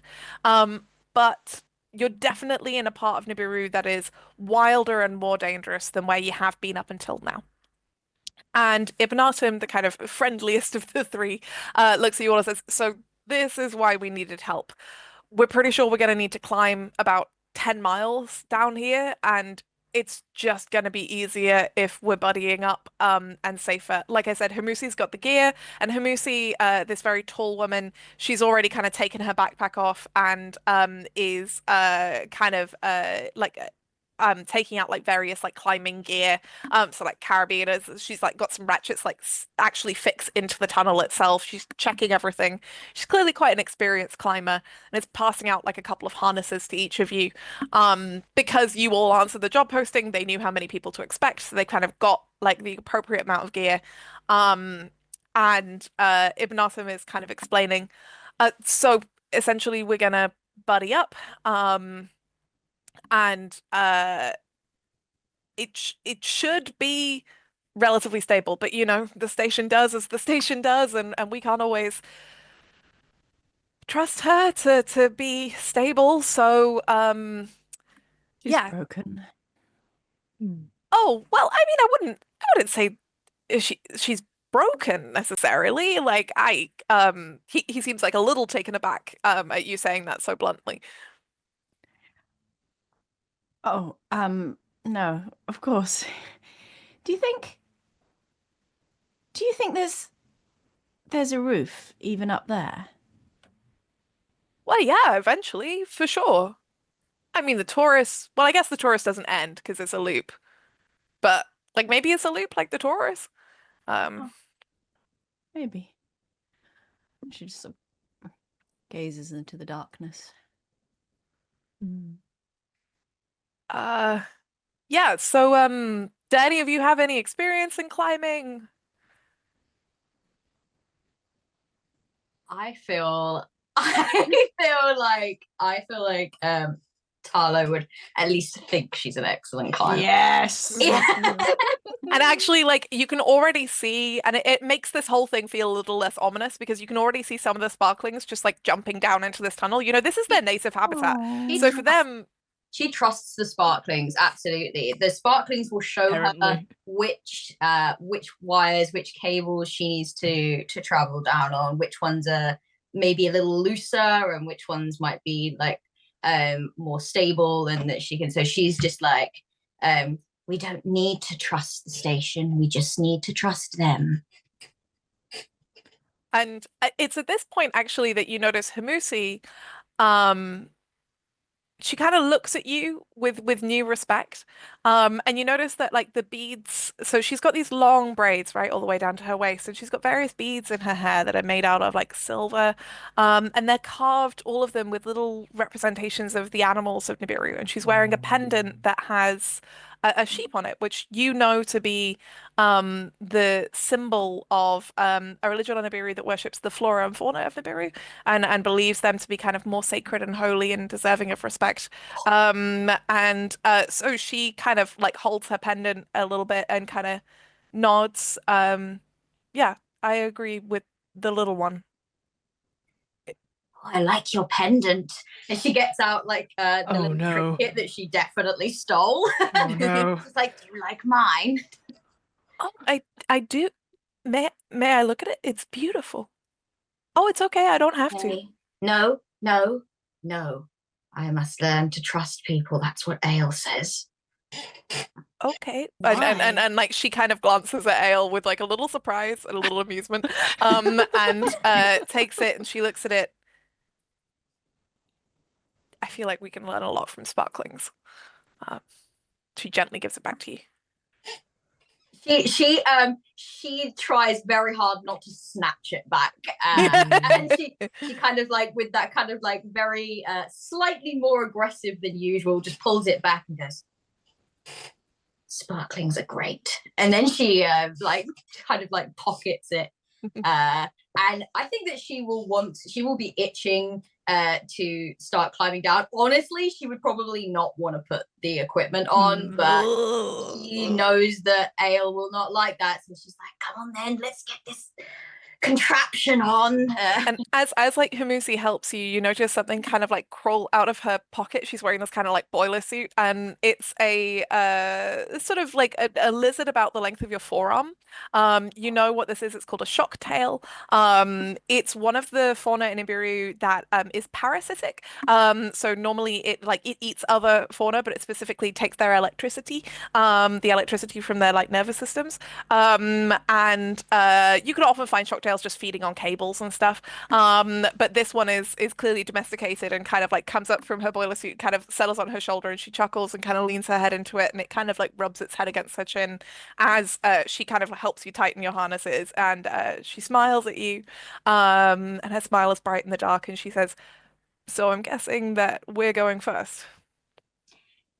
Yes, absolutely. We must be brave. Okay. And I mean, I've said that she's 6 foot tall. You said that I'm Talu tiny, is specifically yes. short. Yeah. So I'm imagining Wow. she's almost like double the height of you. I think below 5 foot. I think very tiny. Yeah. Okay. So a little bit of an odd couple as you start climbing, but she goes first. She is the most experienced climber, and you know the group are very conscious that they've brought you all into this quite dangerous situation. They clearly don't want to endanger you any more than is necessary. They just needed someone to spot for them, because they couldn't look out for each other, and they didn't want to do this journey alone. But they start heading down, leaving Alala and Ibnatim up top. Now obviously there's slightly more of you than there are of them. Ibnatim's gonna kind of say, I'll go last, just in case anyone needs any help. Kind of nods to Alala. Alala looks a little shy, like a little bashful almost. And it just this very, very handsome man, who's just like kind of like, okay, so I'm not great at this. I think. You have, Oh, go for it. Sorry, I was just going to say that Kushi will be, I feel, drawn to Ilana not just because of the shyness and the clear reluctance to do this, but also because I feel like Ilana stirs like a memory, like the not a memory, but like the memory of a memory. Yeah. Yeah. I get that a lot. If Alara's gonna like go next, then Kushi will be like, okay, and kind of like make a move as if to follow. Okay, so you're both put into the harnesses, and then that leaves Ale and Yuyota. So you will be kind of buddied up with each other essentially to kind of look out for each other with Ibn Asim taking up the tail. Do you say anything to each other as you're kind of harnessed up and getting ready to go down? Yeah, definitely. I will turn to Ale and go, "Hello, buddy. I'm Yayota," and do the shake thing, like I did previously, thinking like, "Yes, this is a good shake. Excellent." So yeah. We met. Yes. I thought we should Yes. re-meet now again. Yeah. Oh, right. Yeah. I'm Ale. Hi. Hi. Hi. Yayota. Ooh. And then I'll pull you in a little bit and go, "Do you think Cushy fancies the pretty one?" Oh, probably. He's got a really nice beard. It's very nice. I noticed that too. I'm glad you noticed it. Yeah, I also noticed that. I was like, that's a really nice Really beard. good beard. Yes. Yes. Yeah. Okay. All right. Good. I'm glad we are on the same page. Let go. I should say fully like I am imagining that Alala just looks like Dev Patel, which is why I keep talking about how handsome he is, because that's what he looks like in my head. But like he can look however you want him to. No, you made me a stereotype. Oh, no. He can look however you want him to look. Image But search Dev Patel and see what his Yeah, beard looks like these Charmy's days. like, let me double What's check. his beard game like? Yeah, well, he did used to have a Yes. beard, and now, yeah, all right, pretty yeah. good. Yeah. Yeah. Hmm. Anyway, game. Okay, so you all start climbing. And I want you to give me just a regular roll to see whether or not you're able to successfully kind of start climbing. So this is Alright. just 3d4. If you get a 4, you succeed. Am I able to create a memory Yes, that is exactly what I want. to be good at climbing? Yes, Is you that are. something I can do? It is. So what you have to do is narrate a memory for me of when you were what you were before that is relevant to climbing, and then decide how many memory points you want to spend, and that will decide what the bonus is. And then typically, like, Find My Players usually just to reflect the narrative, like the more memory points you spend, the more significant this memory was to you. All right.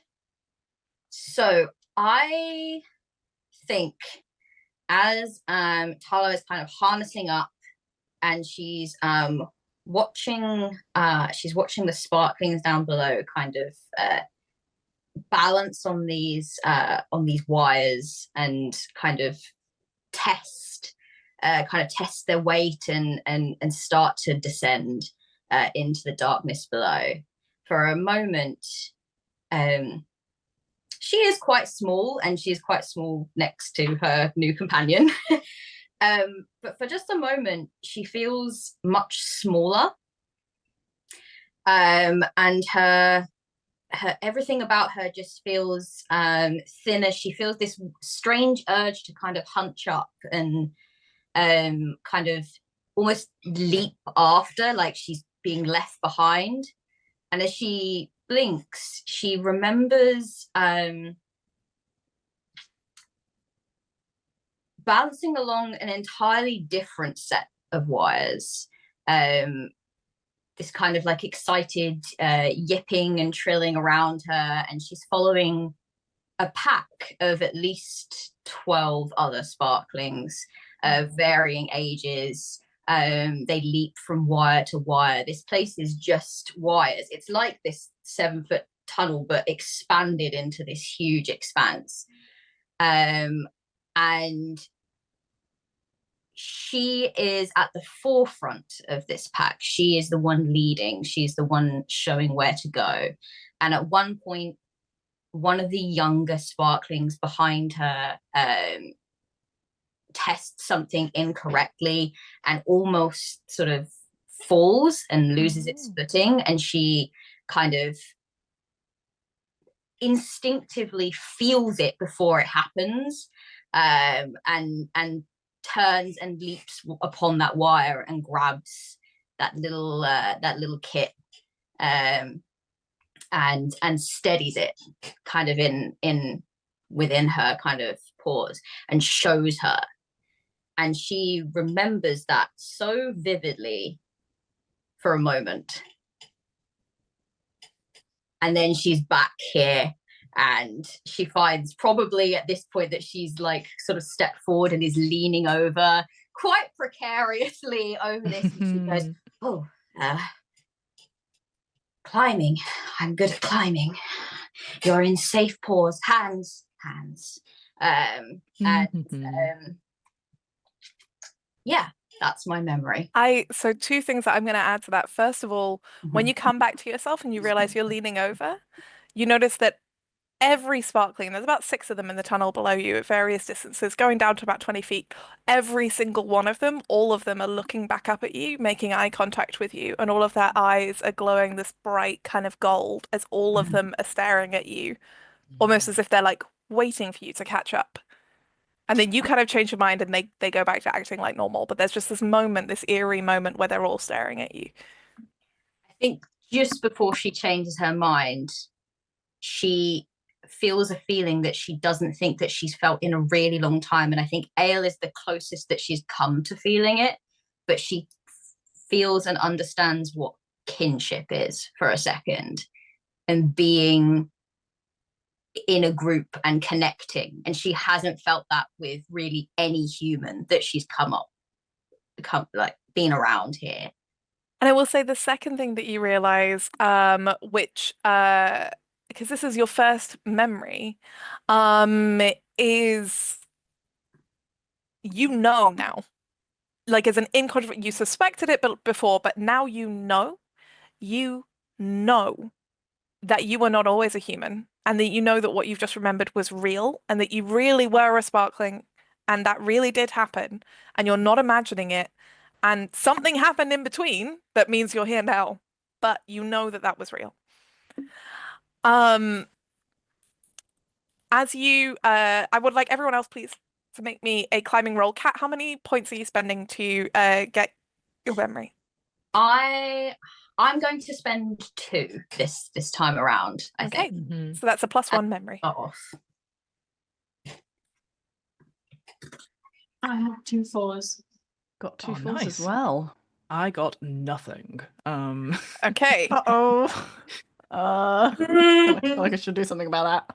I think you're coming with me. Yeah. I think I'm now your problem, Ale. So Yep. But that's okay. Here's what happens. Cushy and Ale, you're doing just fine. It's not as easy. Like Talo seems like really great. Like Talo is just fish to water, like just absolutely hopping down almost as fast as the sparklings, almost as fast as Hamusi, and she has 2 feet on Talo. And like Hamusi can kind of like hang and like hold onto a strut and then like drop. And Talo is just moving so fast that it's honestly very impressive. You guys are doing about as well as anyone who's not done a lot of like physical rock climbing could do in a kind of unexpected situation, which is not bad, just also not super fast. And above you, Ibnatum's doing well. Alala is also doing all right. The 2 of them seem to be more accustomed to climbing than you. Like they obviously live out here in the wilderness rather than in the city, so they have to deal with these kinds of environments occasionally. But Yayota, as you are coming down, there's a moment where you kind of grab onto one of these struts, and you put your weight on it, and it's above your head as you kind of like reach your toe down to the next kind of cable, and just as you're trying to do it, your foot slips and the strut snaps and you start to fall. However, you start to fall. I'm panicking. You fall past Alala, past Kushi, past Talo, past Hamusi, like past your whole group. And then there's a moment where just your stomach flips, and then you're falling upwards. Or wait, no, hang on a second. You're not falling. It's just that, and this happens sometimes, gravity has stopped working the way it's supposed to. I'd like everyone please to give me a d4 roll, but this time I want you to add an extra dice for the fact that you are now in somewhere lighter than Earth's gravity, so 4d4. Oh, 44. Oh. 1 4. Ooh. 2 4s. 1, 4. 2 successes. Oh, Great. good, Okay. good, Fiona. So yeah. So Yayose is okay. You managed to like not only catch yourself but also catch your stuff. Everyone who got 1-4, you catch yourselves, but you do lose some of the crap out of your bags. Nothing vital, but as gravity goes away, your bags are not built for a low gravity environment. And so they're not built. They're built with an expectation of gravity going in one direction at a normal rate, which means that they kind of flip open, objects kind of just float out of your pockets, things kind of disappear and start falling upwards into the tunnel as gravity abruptly shifts. For those of you with 2d4s, you keep your stuff as well. You're able to like, you've got reflexes enough to like both hold on to kind of the wires and struts, but also to grab your stuff. And Humusi kind of immediately stops where she is further on the tunnel. She's looking down at you. You go say, up at everyone else. She's like, everyone okay? Yes, look, I'm defying it. Haha. Yeah, you're really defying gravity. I mean, that's wicked, Yes. really. That's wicked. You're all cancelled. Sorry, I forgot myself, and then I'll try and like get to the side and like reposition myself, and I say to Ayla, sorry, that could have been bad for both of us. Ha ha ha ha. My things. I've lost them. I've lost it. And she's like trying to like reach and trying to grab, just like. And I will say, whilst she is in that panic, Sharmini, Oh no. an object floats up past you that doesn't belong to any of you, that is just part of the general debris that is in this tunnel. And for everyone else, it's an odd object. It's like it's not something you can really place. It's made of materials you don't recognize. It's in a shape that seems quite weird. Like it's sort of cylindrical, maybe kind of an oval. Sort of, it looks like a really fat pulse wing. That's about as close to it as you can imagine. But to you, Sharmini, Ale, there's a Furby just floating up past you. It's fully just a Furby. No. It's just like Oh. rotating in the low gravity. Ominous. Yum. Terrifying. I'm grabbing it. I'm grabbing everything, and I grabbing everything, and then suddenly there's a Furby, and I'm like, I've lost this. I need this, and I desperately need this Furby. And you touch it. I want you to roll me 2d4, please. They were both fools. Oh my Wow, word. amazing. Okay, so Whoa. that's Dice, no. eight memories that you will have with this Furby.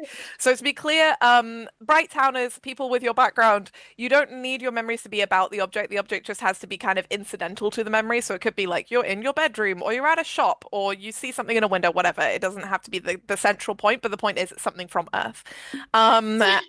I'm just imagining montage of Shamini and Furby skipping across fields together. Listen, but yeah, there's this moment where Ale, you touch this Furby, and you know, I imagine a lot of you is just kind of going, "What the fuck?" But you touch this Furby, and suddenly you are in London, and it's a summer evening, and it's 11 p.m. And it's one of those rare days in Britain where the weather is just perfect. And the sky is streaked with pink and gold. And the rooftops are kind of hazy and shimmering in the way they can sometimes. And there's a summer breeze drifting over your skin. And everything feels so big and open and safe. And you're with your friends and you're laughing and you're having a drink. And there's music playing from a soft speaker. And you feel so comfortable and so safe in this moment, looking up as the stars start to emerge in the sky, and there's a crescent moon. And then you blink and you're back in this pitch dark tunnel in this space station, and there's no sky, and there hasn't been any sky for a year. I've lost it. I've lost it. No, you have it. You have it. The creature, the thing, the plushie. I don't know. It's a Furby. I've lost. Furby. I've lost. Ale, are you okay? I lost my things. I've caught some of them. Imagine it's kind of drifted up towards me. I rolled 2 successes, so I've just got to grab a few of them. Just like, Cute. why Oh, are you amazing. grabbing the strange? What is that thing? Grab the food. Oh, I'm sorry. just like holding this Furby, not grabbing the food, just holding the Furby and looking around. Have some of mine. It's okay. We can, and I'll just share some of my rations or whatever, just to give it across. Like, we can always replace it later. Can we? We can get it later. We can get it back. Yes. And if anything, if there's a 5-star review, there might be a tip. Lost the stars as well. No, we've not got them yet. We're gaining them. We're gonna give everyone the stars. Yeah. Yes. Sorry. Yeah. It's okay. Has everyone got everything they need? I think so. I lost some whatever the in-world equivalent of stimming toys is. It's just floated away. Oh. And a So protein bar. you kind of in this weird lighter than usual gravity. The good news is that it does make climbing a lot easier because it doesn't particularly care which direction you're going in, and just like your bodies are less heavy, and that is helpful. So you're able to travel the rest of the way without too much incident, and eventually you come upon an opening in the side of the tunnel. And this one is quite uniform. It's clearly kind of a rectangular, deliberate opening, like there's a hatch that's been lifted. And through it, you see this like kind of narrow corridor of grey steel, and then it opens up into kind of a greener light, and you can see this like thick, it's almost like a swamp. There's a lot of green mushrooms that have grown over this kind of flooded, semi-flooded vault. And there are bits of like rusted metal that are kind of decaying into the water. And it's quite a lush, like thick, kind of verdant environment. And Humusi kind of like stays at the entrance and like helps each of you kind of get over as Alala lands. He looks a little shaken, and she smiles and brushes like a kind of curl over his ear and like gives him a kiss on the cheek, and then like pats the back of his neck and like gently pushes him forward. And she like holds her hand out to Ibnatim, as if he's like some like Regency lady. And she kind of like grins and gives him like a joking little duck of the head, and he ducks his head back. She helps all of you in. She's very strong. It's not difficult for her to help you. And the sparklings have already like kind of gone on in ahead. And then I would like you all, please, to give me a 3d4 roll as you enter this kind of verdant vault. Okay. Do these ones. No successes. No successes. 2 fours. No successes. Oh! Blah, blah, blah. I can do it too. Is he gonna do it now? No, I don't think he's gonna do it. It's the Nice try. computer has rejected us, and that's fine. okay. You didn't get any Rejected. successes, Kat, that's Not why. me that does this. Fiona, did you get any successes? I got no successes, but could I use, I guess, an influence roll? Would that make me re-roll? Is that what you? That would re-roll the pool, yeah. I'll spend one just for the sake of it and see if anything comes up. But no. Okay. That's all right. I mean, like this is like I say, it's very verdant. It's much more than you'd expect it to. Yes. There's this smell of and taste of copper in the air and rust in the air that's quite distracting. It's quite pungent, and it's not a taste or smell you're used to. And the glow of these green mushrooms, like not only are the mushrooms themselves like thick and there's just like piles and mounds of them which are physically obscuring your view, but also because they are bioluminescent, the reflections of them against the metal surfaces mean that there's this kind of refracting green kind of metallic rainbow, and that's reflecting off the water. It's almost a little trippy in terms of like just like there's so many different places where the light is falling that's quite hard to see like A, where stable ground is, and B, what else might be in here.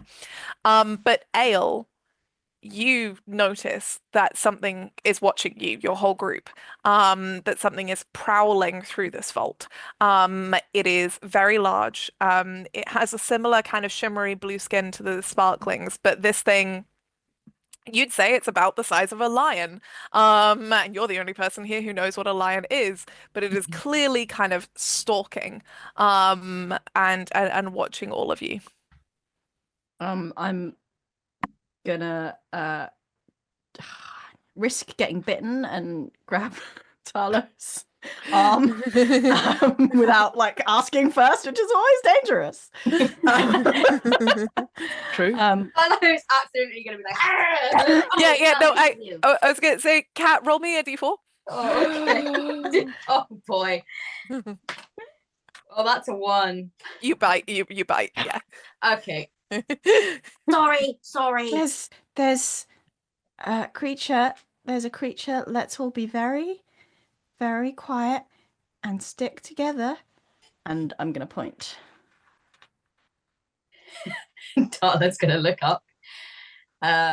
Do you say this loud enough, Ale, for the rest of the group to hear, or do you just say it for Talo? Oh no, I was hoping we were all. Oh no, we all scattered. Yes, I was hoping. No, you're all close together. I'm just checking what you trying to get to like let's all be close together type position. I was trying to like pull Talo into a group. Humusi is immediately going to kind of step forward and unhook the Death Spitter from her belt, this like crossbow, and Alala on your other side is going to unhook his Death Spitter. The two of them are kind of going to shuffle you, the civilians, into the middle.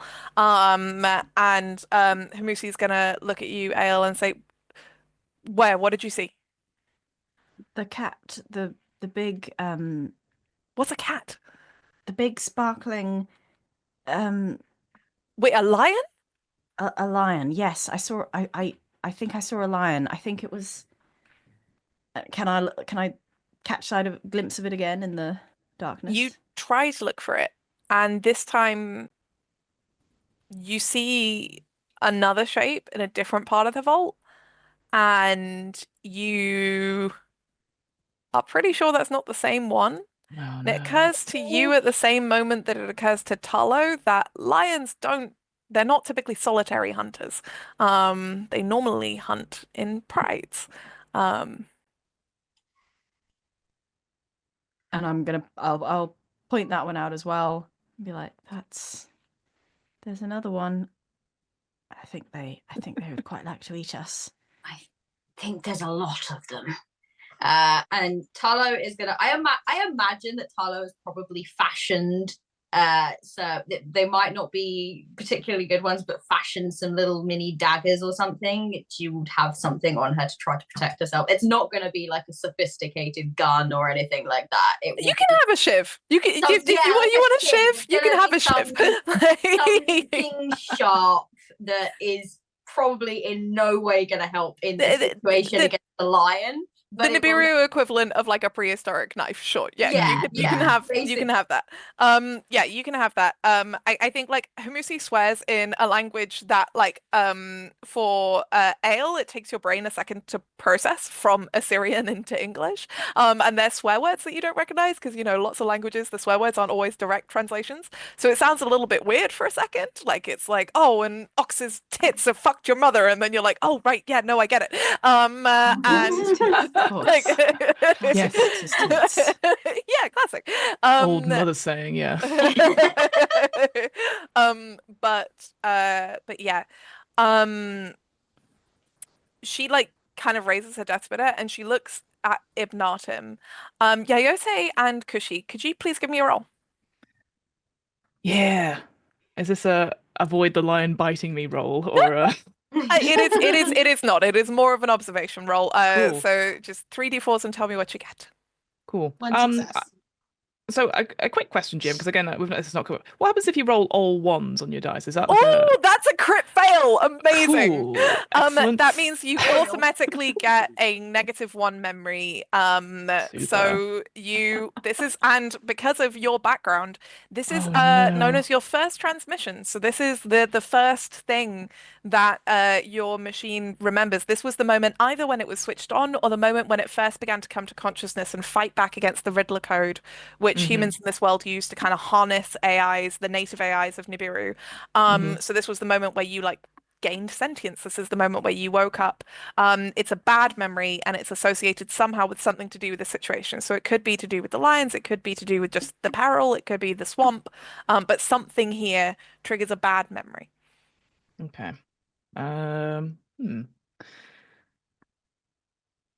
So I think this sort of like whispered muttering about as lions, and they hunt in packs and prides and all that sort of thing. And Iote blinks, and she finds herself like sat on a chair in the middle of a room, and she has been like she had like things wired up to her next to a computer, but wired in a weird way of like the wires themselves going in under the skin. And she sees there's like lots of documents and paperwork, but there's also a smell of like fire, and there's like the sound of breaking glass. And she looks up and she sees an individual sort of like telling her to get up and run. And the individual themselves, like a very young looking man, like sort of like coiffed hair, sort of like the thing she focuses on a little bit, that he's wearing like a cravat of some sort, like a smartish sort of suit. And he says, "We have to run, we have to go now." And I think a little bit dazed, she sort of pulls at these wires, and as they sort of come out, there's no blood or anything like the skin heals up. And she just looks at this individual, and again, it's that smell of like sulfur. And she realizes that she's saying words. She's saying words like sort of like almost like fragrances. Like so, she's like mandarin, lemon, uh, mist, swamp, and she can feel herself like panicking because she didn't say those words. She realizes that she was like maybe saying some sort of a passkey or code, like breaking into something, and that the gentleman sort of comes and goes and grabs her hand and says, "It's okay, we'll get out of here, but we have to leave now." And says a little, like a phrase that she's not, again, sort of stays with her after this and maybe for many years. And she goes, "I'm choosing you, and we have to run away together now." And so she runs. Amazing. What is that -1 going to be? I mean, it feels like sort of emergencies is like I think it's emergencies. Yeah, I yeah, like that. okay. Cool. Yeah. Okay, so you take a -1 when you're rolling for emergencies, so you lose a dice from dice pool. Super. Porna, Kushi, you're the person who succeeded. There are two things you notice. In fact, three. First, you see Hamusi look back at Ibnatim, and you see him get this just incredibly sad, grief-stricken expression on his face at the same moment that he starts to reach for Ale and Tarlo, who are closest to him. You can see that like behind him there's like a little bit of a recess like in the wall. It's not a way out, but it's somewhere to hide. And you see that Humusi's getting ready to kind of charge forward and fight. And you understand in this moment with this role that this is like a plan that they have for if something like this happens, and that she is going to sacrifice herself to try and save the other two. And the other thing that you see is a moment where there's kind of a shifting in the kind of plush, like flesh of the mushrooms. And you see one of the lions getting ready to pounce. And you see that the way it's going to pounce, it's going to go past you between Hamusi and Ibnatim. And if nothing is done, it will land on Ibnatim. What would you like to do?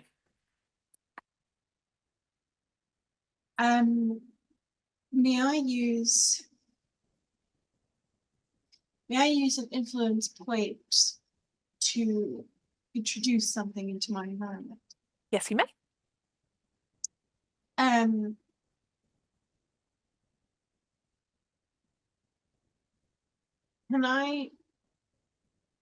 Can I introduce a sort of a rock shield in front of Ibnatim, between Ibnatim Yeah. and the We creature? can say that there's like a sheet of metal like that's been peeled up from the station floor, and that like yeah, absolutely. So like the lion is like pouncing towards Ibnatim, but it's gonna have to climb up this like piece of metal and like get over it in order to get to him. So what I'm picturing is like almost like the feathers of on the wing of an eagle, sort of like out of the earth, like a Yeah, for sure. Like curved. it's like it's all metal been thing. ripped up, and there's kind of like essentially Yeah. what you've got is like a little bunker that all of you are like luckily behind, and Humusi is emerging from it, but like Ibnasim, Ale, Tarlo are behind it. I'm going to say Yayose and Alala are as well.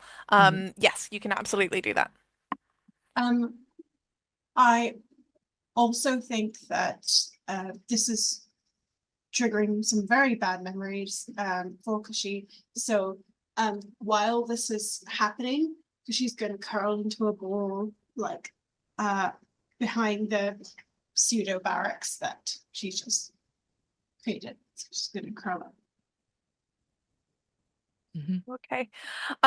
So Humusi charges outward, and for those of you watching, she doesn't immediately attack. This lion pounces forward, and what she does immediately actually is she just goes forward with her arms raised high, and like she is quite a tall woman, and she just kind of roars as loudly as she can, like loud enough that it echoes around the vault. And this lion, like it is big, but it is about the same size as an adult human. And so kind of now confronted with a slightly more challenging prey, it shrinks back a little bit, and a few more members of the pride, two more lions kind of emerge from the wilderness to kind of back it up as the three of them kind of circle, and Humusi just like again like with her arms in the air, making herself as big as possible, she just roars again. Is there anything that any of you would like to do? I feel like Tarlo likes this person too much and would probably want to run out there with her. Like I get the sense that someone tried to grab Tarlo, is that right? And Benatum did. Back. No, Tarlo's gonna wriggle out, wriggle free, and is probably gonna go out and join in the big roaring. He's not an intimidating stature. Okay. Very squirrel girl like. I can imagine just like hands on hips. Sort of she's got like shivs in her hand, and I think she's gonna like. I think there's just something about it that is just this situation that is bringing out something wild in her. She's still kind of a little bit off kilter from that memory that she had before and trying to process that, but these lions, she can't stop thinking of the word pack, and the lions are threatening her pack, and she doesn't know if she's thinking of sparklings or if she's thinking of the humans around her that she barely knows, but they're a group, and this group is threatening her group, and she remembers that she was a protector of some kind at some point, so she wants to try to lean into that. I think she's very curious to try to see if she can evoke more of those memories almost that she had before, and sort of force them into coming back. So I think she would just essentially wriggle free from whoever is grabbing hold of her, and she's gonna run out and make herself as big as possible, and try to exert will and exert dominance. Okay, I love this. Nice. I love this so much. And someone in the chat put tiny kitten roaring meme, and it's really adorable. Yes. Yeah, 100% that. Yeah, but I also want to take a moment to remind you all that each of you has a special ability according to your background. So Kushi can unleash the nightmare at any point. Yayose can speak the language of machines, so you can speak to the station itself directly, or you can speak to other robots. Tarlo can access synapse, so you can invoke Leviathan, which is the creature that kind of has a hive mind with all animals in Nibiru. Ale, your stuff is more specifically about kind of the world before, so it's going to be less relevant to combat, but just also worth remembering. Okay. I was kind of getting it because I was thinking synapse. I was thinking of evoking I didn't know if I had to wait for a certain condition. No, do no, something. do it. I don't know. I think thing. she's trying to push into getting memories. She's trying to push into something that gave her something. So she's trying to push back. Okay, give me a 3d4 roll, please. A 3d4 roll. Okay. I have rolled 1 4. Okay, so Leviathan will take you over, and you can choose to keep only one of the following. Speech, your ability to express thoughts and feelings. Motor, the ability to command your body to move. If you don't, then the Leviathan will move it for you. You can't decide where it moves. And sense, the capability to experience the world. A vagabond without this faculty can't see, hear, taste, etc. Which one are you keeping? I think she would, in an instant, give up speech. She wouldn't feel like she needs that. That's not important. And I think between motor and sense, the idea of not having control of what she can sense around her, because sparklings are very touch-based. So the idea of not being able to feel is probably the most terrifying thing to her. So I think she would want to keep her sense of the world, but she will give up the other two, speech and motor. Okay. So from the rest of your perspective, there's this moment, and like none of you have the words or even necessarily the senses to express what's going on here. It's a little bit of a shrimp emotion moment, a shrimp color moment. Like you're just like, okay, I don't quite, but there's something happening outside of human ability to sense. All of you, the hairs on the backs of your necks and the hairs on your arms stand on end. All of you get goosebumps as the presence of something comes into the room, and that something focuses on Tarlo, and it feels so immense, and all of you suddenly viscerally understand what it feels like to be a mouse in the paws of a cat. And you just feel this like overwhelming, paralyzing, absolutely bone deep, primordial fear. And if you glance to the side, then you can see that Ibnatim and Hamusi and Alala are experiencing the same thing. Like all of you humans are just having this moment of just like, absolutely not. Meanwhile, Tarlo suddenly charges forward with frankly inhuman speed, and literally inhuman speed. Tarlo, you can feel your tendons stretching and tearing past breaking point as Leviathan takes over. And from your perspective, this is not entirely a bad thing. You've experienced it before. You know you have. You don't remember when, but it's familiar. It's like a mother. It's like the mother, the Aura mother. It is something that will always keep you safe for as long as it can. It is mighty and it is everything. And as you feel it take control, you know that all you can do and all you have to do is to surrender yourself into its control. And so it makes you charge forward with a speed and strength that you don't possess, this body doesn't possess.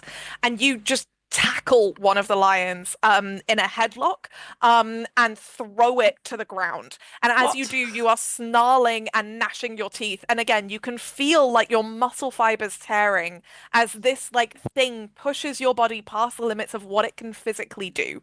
But the suddenness of this movement and the sudden strength and the sudden terror and the presence of Leviathan herself, which you can see reflected in the eyes of the lions. In the eyes of the lions, you can see something that is not you in their eyes, and you can feel it there. They kind of shrink back and hiss and they bare their teeth, and then they turn and run away. Whoa. Leviathan withdraws from you, and you collapse onto the ground because you are in a lot of fucking pain, my friend. You just tore like several ligaments simultaneously. That was like every possible Olympic sports injury you could get, but at the same time, it wasn't good. There's a bunch of hairline fractures going on. You're in a lot of pain, but you're safe and your pack is safe.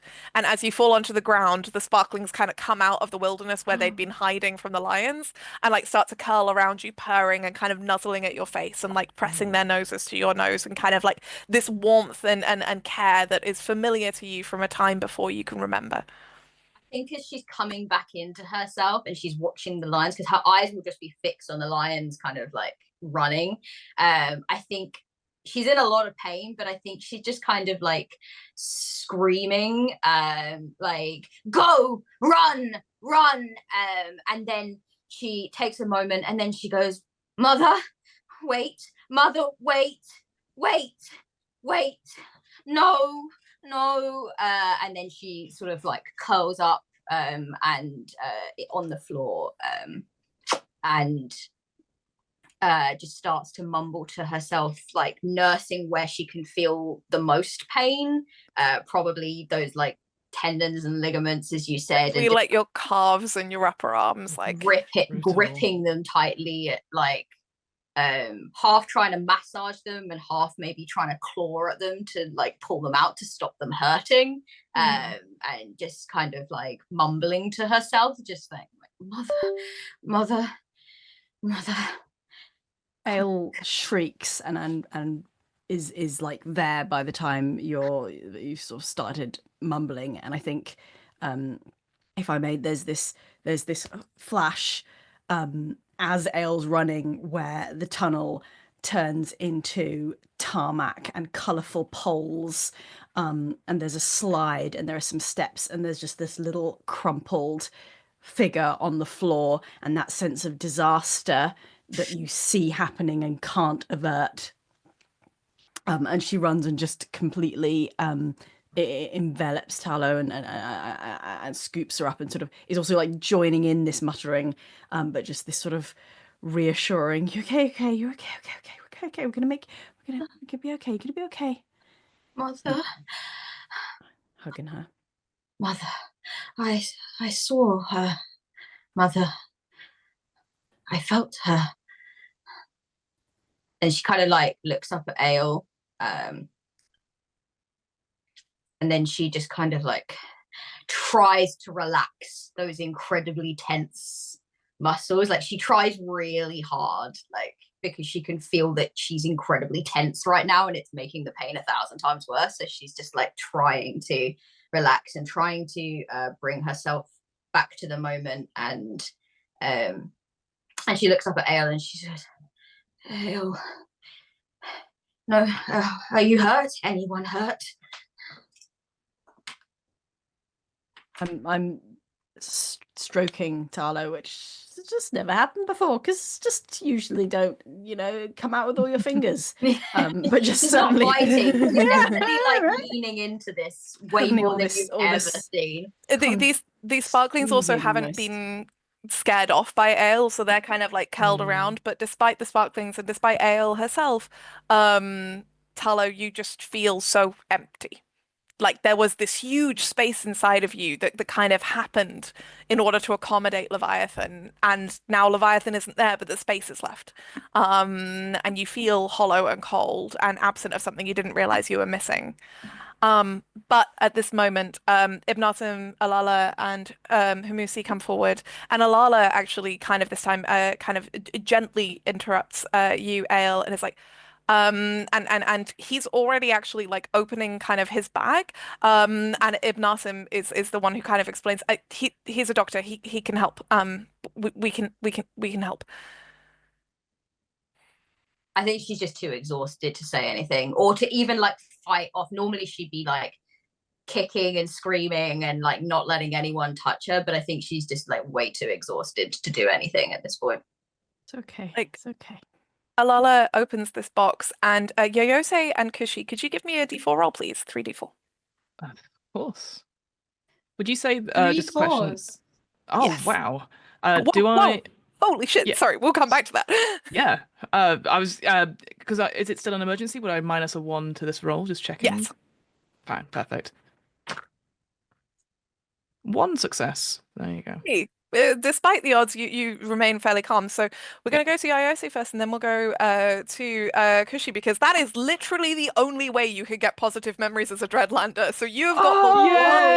one You good did it! brief that Kushi has. Hooray! Did you know that is a 1 in 64 chance? It is not easy to get 3d4s on a Yeah, d4 you did d4 roll. it! So what a big, big up there. But just before we do Yayose, Mm, what you notice, what you understand, because you've lived in this world for a long time. yes. As Alala opens this box, it is full to the brim, paper thin sheets of white mushroom. White mushroom is impossibly rare and impossibly expensive. Most families have like one like leaf of it that has been cut very thin. And the reason it's so rare is that A, it only grows next to fresh corpses, which means that it's incredibly hard to cultivate. And Mm, B, it is a panacea. It can basically cure anything. wow. The way that like Penumbra manages having any of it is that they have kind of ritualized giving your dead to this wandering necropolis in exchange for white fungi which attended on the necropolis. Because the other thing about them is that white fungi only grows in complete silence. And so there are these special robots that tend the fungi that never need to speak or breathe or eat. And in these like perfect conditions are able to grow these fungi, but even then it's extremely hard. And so cities like Oiltown try to spread out the supply of this as much as they can, but there just simply isn't that much of it. And for someone to have this much white fungi, um, they would have to be like a multimillionaire. But not only a multimillionaire, someone with like extensive political connections. And also Mhm. normally Antumbra, this kind of capital of Nibiru, where Alala seems to be from, would never allow so much of this to come down here because them deliberately creating resource scarcity in Penumbra is part of how they control Penumbra. But Alala opens the box and immediately kind of takes out a leaf, breaks it, and puts it onto Talo's tongue. And Talo, as your mouth is like gently shut over this thing, you actually taste it because you would have eaten this as a sparkling as well. You would have known this was the good thing you eat if you feel bad. And it's this kind of bittersweet taste that just dissolves. And as it does, like the pain sort of slowly sluices away. So, Kushi, your positive memory is to do with medicine. What is your one positive memory? I think so Gushi remembers it's not an exact memory, it's sort of there's the feeling of being very young and very vulnerable and very hurt by something that you didn't expect to hurt you, and sort of being crumpled up in the corner of some space that is a safe haven, and having someone like a guardian parent figure come and first one voice and then another until there's an entire family of voices singing a healing song, and sort of it's over and over again, sort of like a because I know you, because I know what you're made of, and they kind of like what you are made of is intrinsically mine, and what I am made of is intrinsically yours, and so you cannot but be healed by the song. And this kind of like moment of a mixture of love and belonging and being cared for sort of hurdles across Gushi's brain, and whether or not it helps, she kind of like curls up next to Talo and sort of starts humming the song.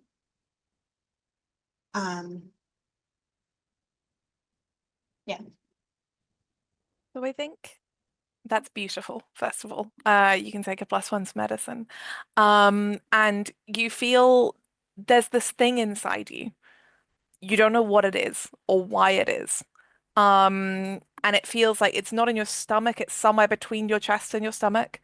And it claws at you, it hurts you, and it hurts you when you feel bad, when you feel sad or angry, it hurts you.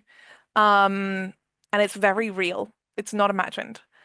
But as you remember this memory for the first time that you can remember since you woke up, it kind of calms and it stops like gnawing at you and the pain eases and you feel able to breathe and you just feel so just relaxed for a moment.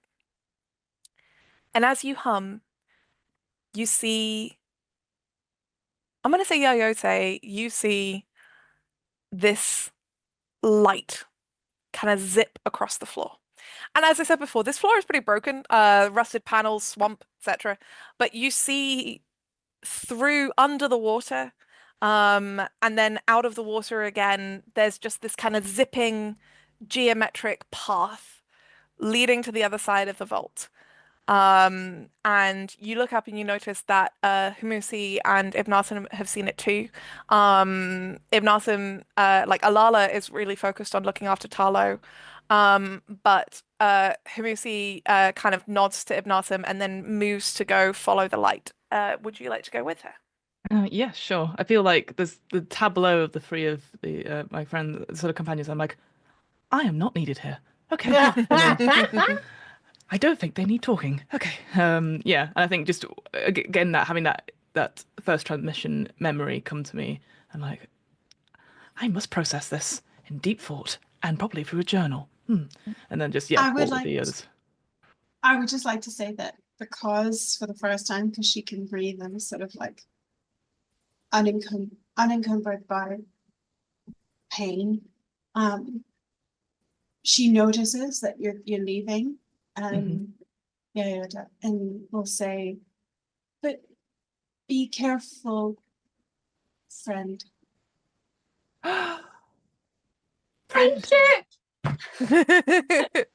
Indeed, I will, buddy. And then just turn around. Immediate Yeah, regret for Kushi. Yeah. I'll one up you on friendship. I'll do it. Yeah, and I'll follow the others to where this path is. Okay. You don't have to walk far.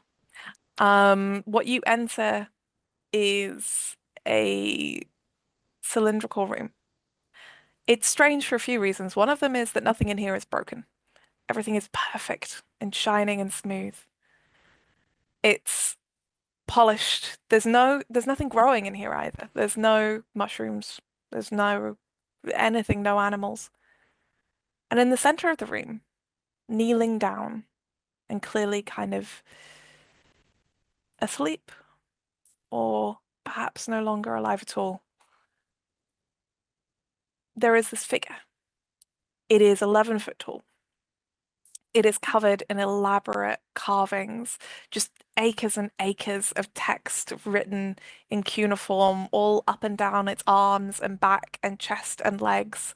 These beautiful, beautiful designs, colored in the way that like ancient mosques are colored with this like beautiful calligraphy and geometric text. That there is something so sacred about this writing, that there is something so sacred about the way it has been written. It is covered in what are now kind of slightly faded and tattered ribbons and pieces of elaborately dyed fabric.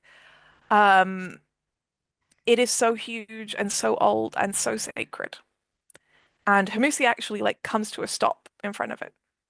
Like actually several feet away, like in front of it. And you, Yoyose, feel drawn forwards. Because you know what this is. It's a robot that's called an archiver. Archivers are the mind and the soul and the heart of a city. They record every birth and every death. They record every major event. When a new city is founded, an archiver is found and decorated and honored and brought to be the heart and soul of the city. It represents the city. It explores the wilderness around it. It maps and remembers everything that ever needs to be remembered about that place. And normally, archivers are never, ever found outside of their homes, and they're never, ever abandoned or forgotten. But this one, across the many hundreds of years people have lived in Nibiru, this one has been. And as you look up at its face, you realize that it's you. And that is where we will end our adventure. Thank you very much for playing. Woo! I just can't follow that. You've Yeah. left us in this place, and I'm like, no, and now I must sit in silence and process. Ooh, Nibiru, amazing. Nibiru. I love this game. Yeah. Oh, 5 points, everyone. What is Ella Watts's favourite game? Oh, Ooh, I don't Win know. big. welcome to your £1 million question on Yeah. Who Wants to Be a Millionaire. Yeah, ask the audience. Thank you, everyone, so much for joining us today. This has been a wonderful experience with some wonderful people. And people who we haven't had on the channel before, you might not be familiar with all their mighty works.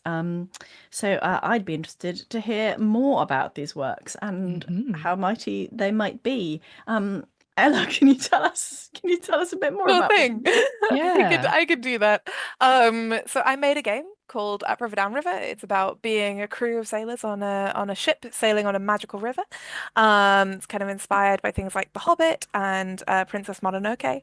I also make audio dramas. I wrote and directed an indie audio drama called Camlan, which is inspired by kind of Arthurian mythology. It's a post-apocalyptic urban fantasy. I've done many other things, but those are the main ones right now. Oh, actually, since it's the 5th of February, in 10 days, I directed a free audiobook of Carmilla that's coming out on the Read Dracula feed. It is so sapphic and gothic and sexy and romantic and fucked up in all of the best ways. Maeve de Bruyn, who is an incredible Irish woman, plays Carmilla, and she is like gleefully amoral and the hottest that you could possibly imagine. And it's free, so listen to that when it comes out, starting on Valentine's Day, on the Read Dracula feed.